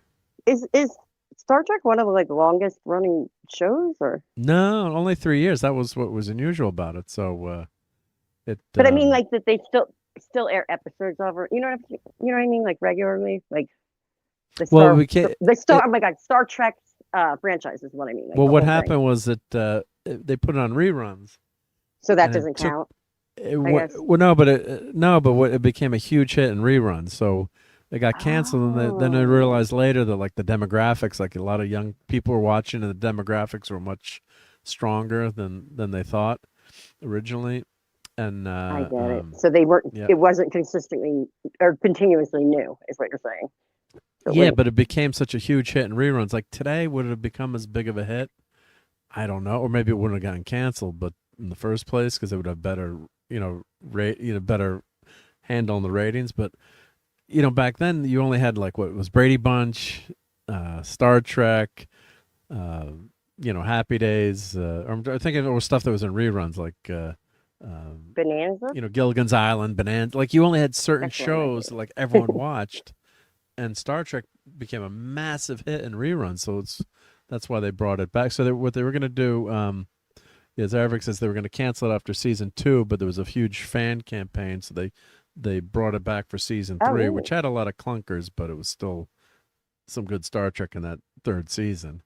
And then they were bringing it back in the 70s, and it was going to be called Star Trek Phase 2. Spock wasn't in it. There was another Vulcan.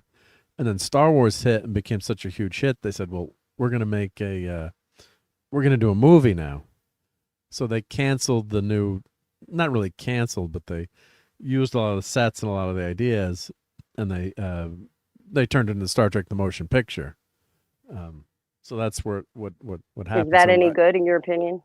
Oh, that's one of it. Almost in some ways better than Wrath of Khan, even though it might be heresy. It's the most Star Trek of all the movies, but we didn't get the series, so that's the sad thing. Like if we'd gotten a TV series, we would have gotten a lot more good Star Trek. We got just the movies. So the movies, as good as they are, you've only got a few hours of movies versus if we got a new series. So so that's and when did Star Trek start going like becoming like a sitcom type deal? You know what I mean? Instead of like because weren't they all the ones in the 60s?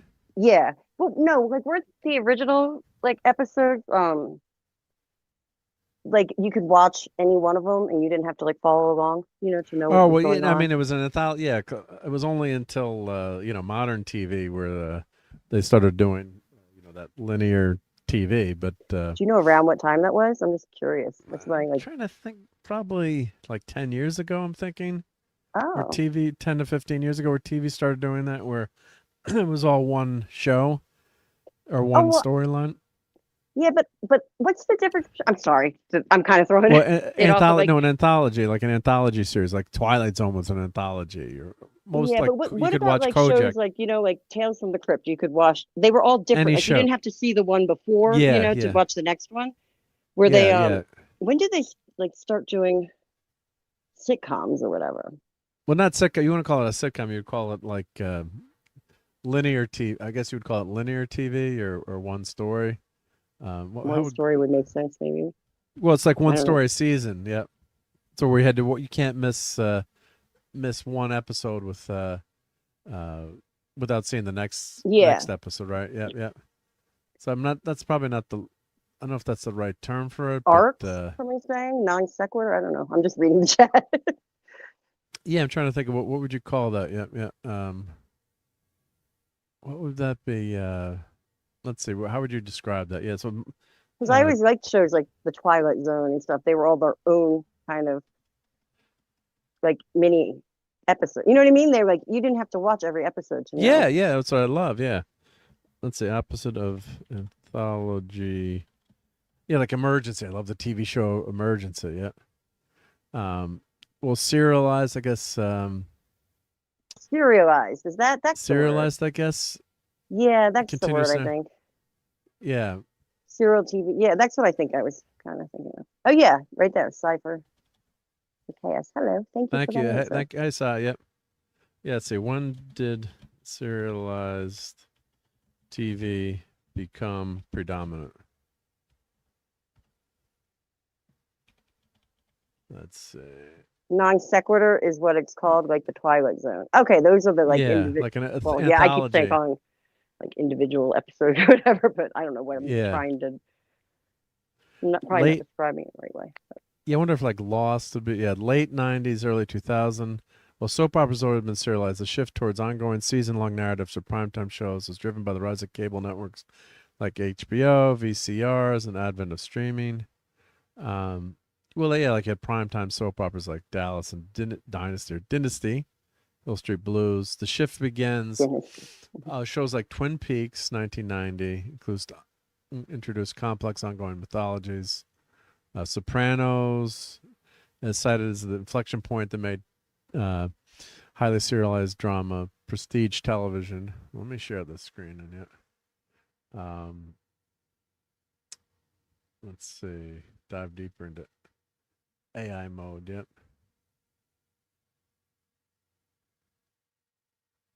And I don't like it actually too, as you're saying, Courtney, because it's too much. Yet. They did it with the Zindi Warwick and Enterprise. That's what I was saying earlier tonight. Yeah, I liked it streaming because you didn't have to wait so long. Yep.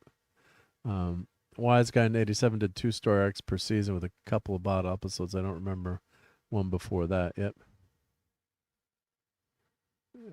So, Hill Street Brews began blending cases of the week with multi-episode character arcs. The Wire, Sopranos, yep. Technology, because then you don't miss an episode. But then it also pissed me off too when, like, before the DVR was, really would work. Or I remember missing a few shows, and I'm like, damn, I missed the show, so I don't want to. Like, screw you! Like, I missed too many episodes, and I can't watch it. Like the James Spader. What was that James Spader show? Let's see. What was the? What was that? The Blacklist. Yep. It's like I remember. That's why you needed a parent that like had the VCR set up to record every week. Something. Yeah. So I remember I'd started watching, and then I missed a few episodes, and my DVR broke or whatever, and I'm like, F. And then I started trying to watch an episode. I'm like, I missed too many of them. I'm like, oh, F you. I'm not gonna watch it now. It's like because it was so linear. Then The Walking Dead. Yep. It was so linear that you had to. You couldn't miss anything. Yeah. So. So that's an interesting article there. But yeah, it's the detriment. Yeah, it's like I wish that we had it could go back to I'd love just pop an episode in and watch it, and it doesn't it doesn't matter, right? So let me share this. So there's more pictures on the Star Trek set. I don't know if Blacklist still. I think Blacklist is off now, I think, but I just gave up watching it. Like, screw you, bastards. 24 was the most linear of all, right? Because that was 24. Do you ever watch 24, Courtney? Or I did. Oh. I did. I 24 was hit awesome. The button fast enough. No, it's okay. Yeah, that's sorry. Yeah. Yeah, that was a cool one. Yeah, it was a great concept. Yep. So real time. Yep. And there's Doug Drexler, the Kudas. So there's people out in the bridge. Oh, how come he gets to put his coffee in that seat there? You gotta. What if he damages that? Right? Come on. He'll probably leave the coffee. Coffee stain left by William Shatner. Leave it. Yep. So that's just you can watch. There's YouTube videos. You can see the set tour, and looks like a lot of fun to do. And there's places to stay, and it'll become I guess it's Sutherland Cottage and Paradox Lake. Oh, that would be cool. You get a bunch of friends together and get a B&B there and go spend the weekend there. Yep. So looks like fun. Yep. So that's a bucket list. That's a bucket list item. You have to head to that set tour. That would be really cool. Yeah. So everyone check that out. Yep. And then this was a fun item I had saved for the geekery tonight. So we've got a CT native, Austin Florian, is the 12th, and Skeleton, the Winter Olympics, goes viral. And David sent me this, goes viral for the Venom helmet. So how cool is that for, how cool is that, right? So that's, I don't know, Courtney, have you been watching much of the Olympics or?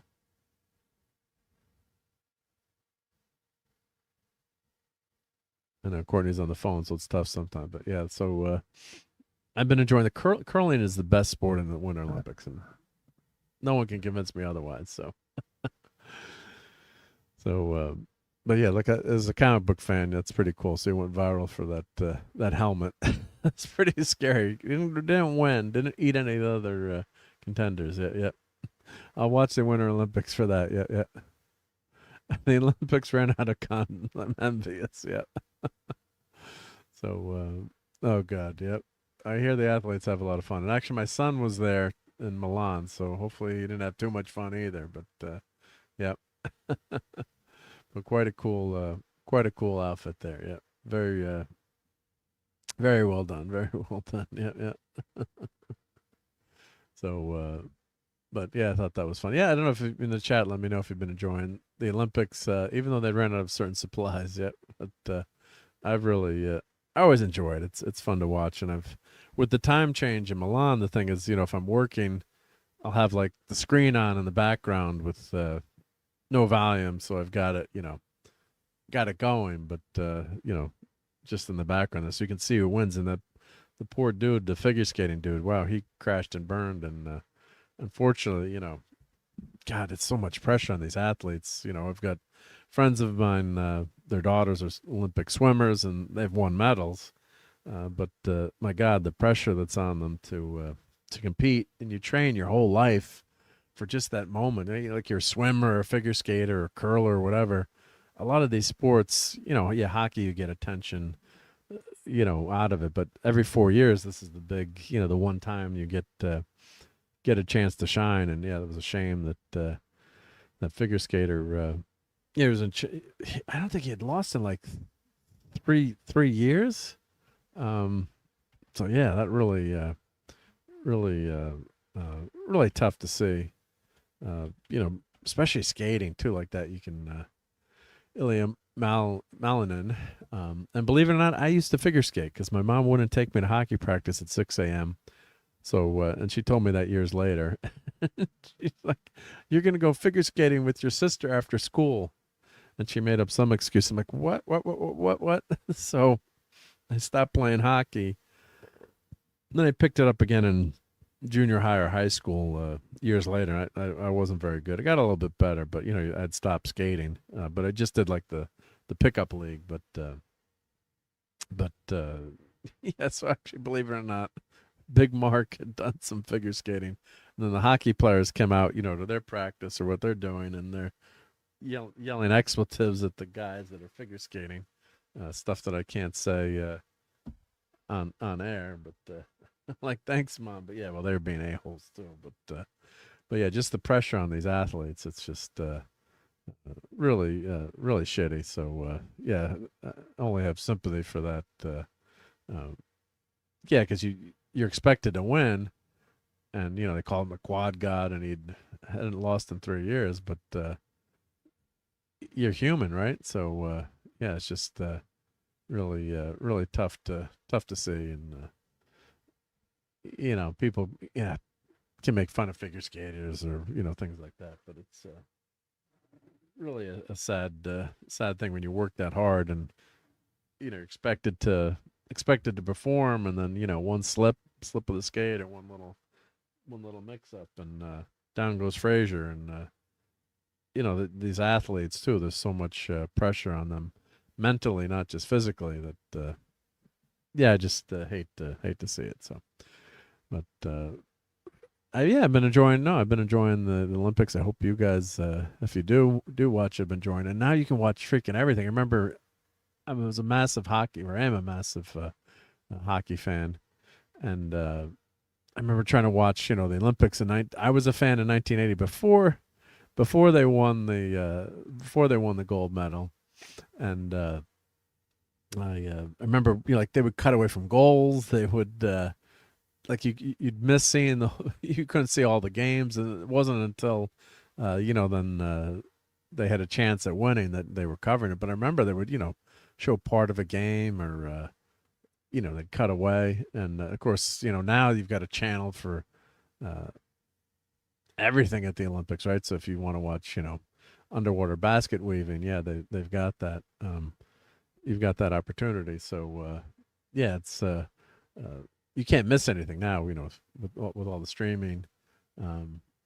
So it's oh, where's Spidey? Yeah, Spidey's in front of him. Spidey's trying to get away from Venom. Yeah. Spidey's ahead of him. Yeah. I think the snowboarding's almost all done. God, those athletes do freaking amazing with what they can do with flips and turns and jumps. And now they have two of them going down at the same time. My favorite one to watch was the snowboarding, where they're in a race down a course all together and they all wipe out. He still plays high, 8th, not bad, but I don't think he'd lost in like 3 years. So, yeah, I'm a musician. I always expect you to be the best. Yeah. Don't get it twisted. He was being prepped to throw the girls in figure skating. Look at it this way: you play hockey, you get beat, you lose teeth, and you do ice skating, you get to hang out with the ladies. You could do speed skating too. Yeah, I was like 12. It was like, how old was I? Like 10, 11, 12 or something like that. So yeah. When we did Grease, we have it's on videotape. Yeah, maybe for the right price, I would put it on YouTube. Where I'm skating to Grease with the ladies. Oh my God. Yeah, we need to take care of our younger generation better. Yeah, especially with the all the mental health aspects that can happen, bullying and stuff. Yep. Hey, Gen X guy. Hey, great to see you. We're trying to get good here. We are in the Olympics now. Yep. We're winning medals. Yep. And as a kid, one year, my sister wanted to go ice skating. My dad took her to the small lake. She got her shoes, and turned out he had a pair of my aunt's skates. It turns out as a kid, him and his friends did the barrel jumping thing. Yeah, skating's a lot of fun. I love skating. I haven't been skating in way too long. Yep. Don't know if my knees could handle it now. Yep. Sub to Courtney. There we go. Oh, I got to fix that. I think the 218 is wrong on there. I gotta fix that. I'm sure he'll be back and he'll win some stuff. But yeah, it's tough. Yeah, and Courtney had to drop out, I guess. So sometimes she loses the connection. But I do want to, I guess, wind things up now. Let's play our thank you to channel members here, because it did got late early. So we all hope you have a lot of origami chicken. Like an origami chicken. What does origami chicken taste like? That's disturbingly not delicious. I guess not so good. Yep. But here, I always want to thank channel members and everyone who's supporting me out there. And yeah, don't forget, you can use all these cool icons here in the chat. So check those out. Yep, if you're a channel member. Always forget to throw these in sometime. I hope you guys like them. But thank you for that. And here we go. Here's the channel members. Thank you.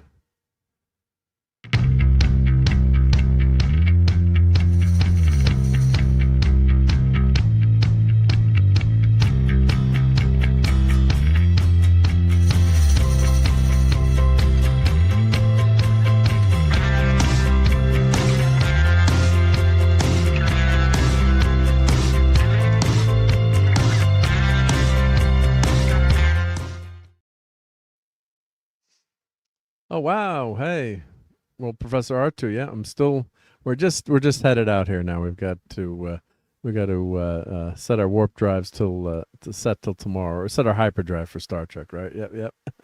And we got Professor R2 here, so let us play this for our buddy. Yep. I gotta get an R2D2 clip, but in the meantime, I have. It's because the droid don't pull people's arms out of their sockets when they lose. And we got a new channel member. Thank you so much, Headcase. That's awesome. Wow, I love that. Thank you. Thank you so much. Yep. So we got a new channel member here. So let's play a bunch of clips. Let's see. Let me go to, let's find some different movies to show. Let's see. Let's go to, here we go. Let's do a couple of clips from some awesome movies here. Yep. Do you feel this vehicle is safe for highway travel? Yes, I do. Yes, I really do. I believe that. I know it's not pretty to look at, but it'll get you where you want to go. I toast. Therefore I am. Will you shut up? And by the way, they're real and they're spectacular. It's a trap!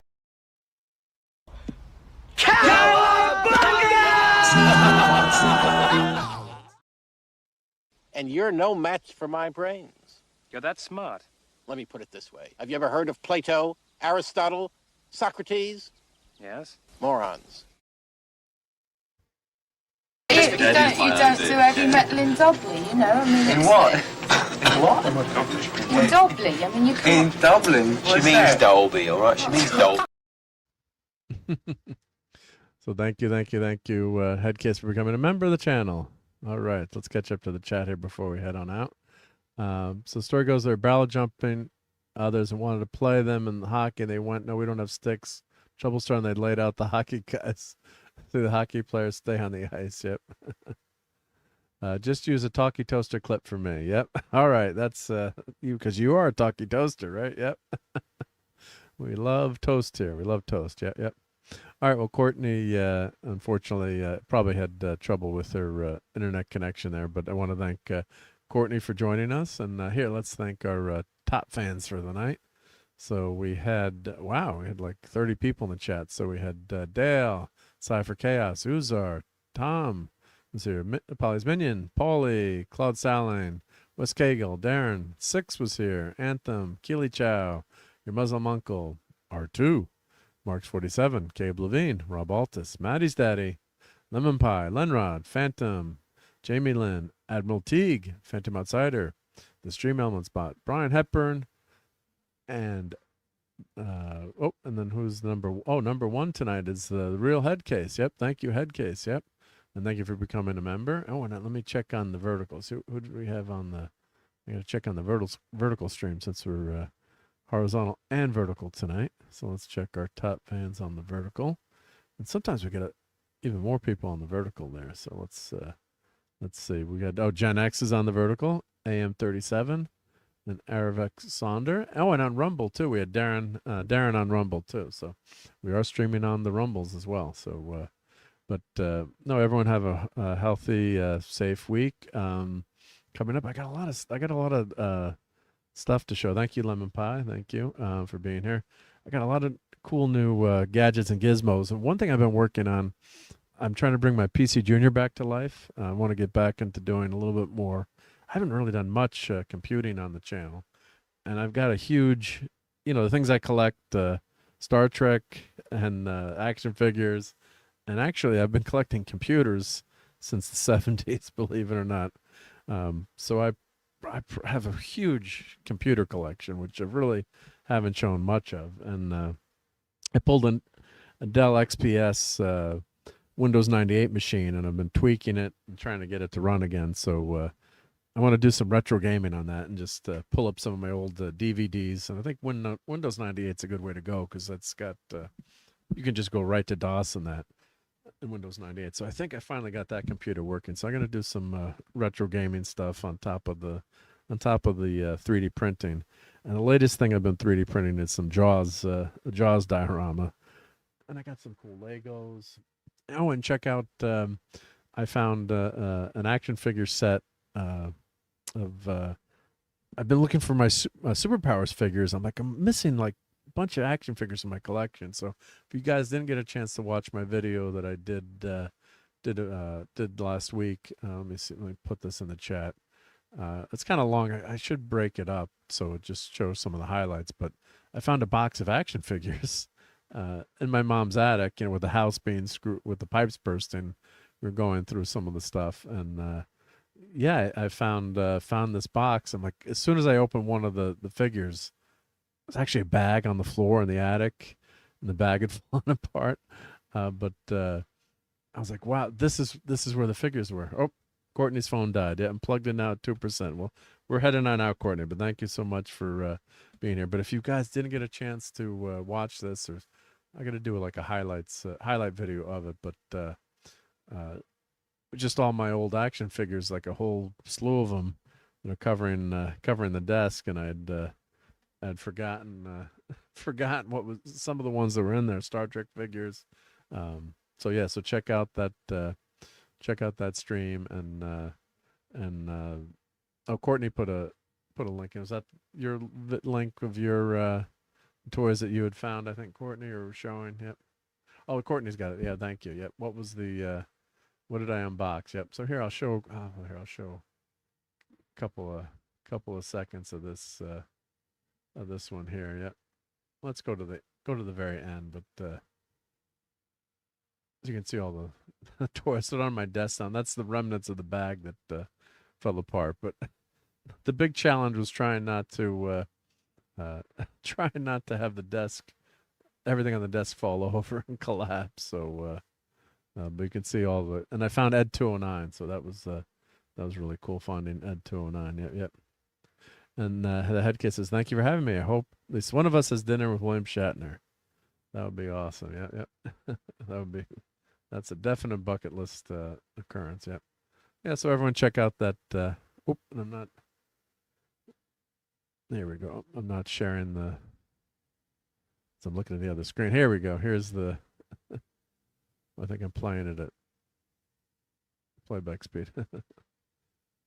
There we go. There's all the figures there.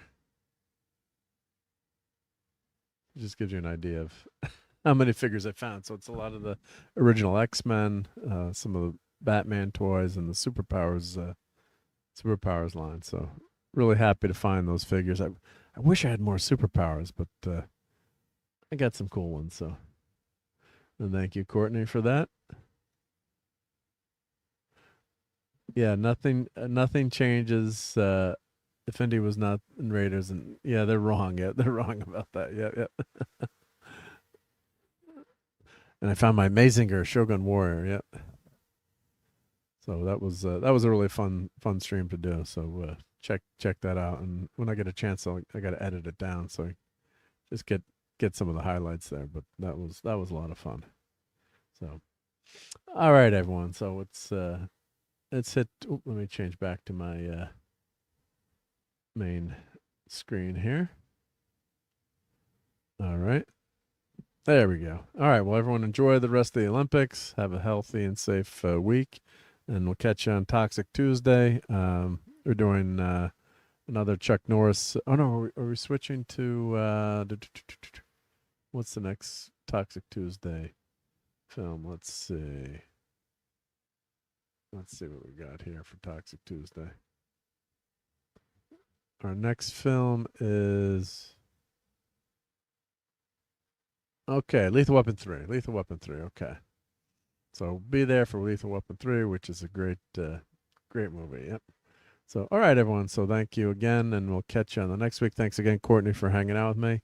And, yeah, final Knights of the Seven Kingdom next week. Probably do a watch party before that, before Geekery, and catch you during the week. All right, everyone. Take care, and have fun storming the castle. Fun storming the castle. It's 106 miles to Chicago. We got a full tank of gas, half a pack of cigarettes. It's dark, and we're wearing sunglasses. Hit it.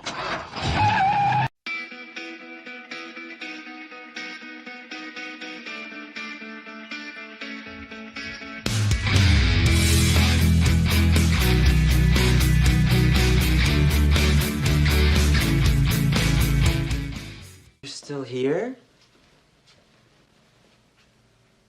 It's over. Go home.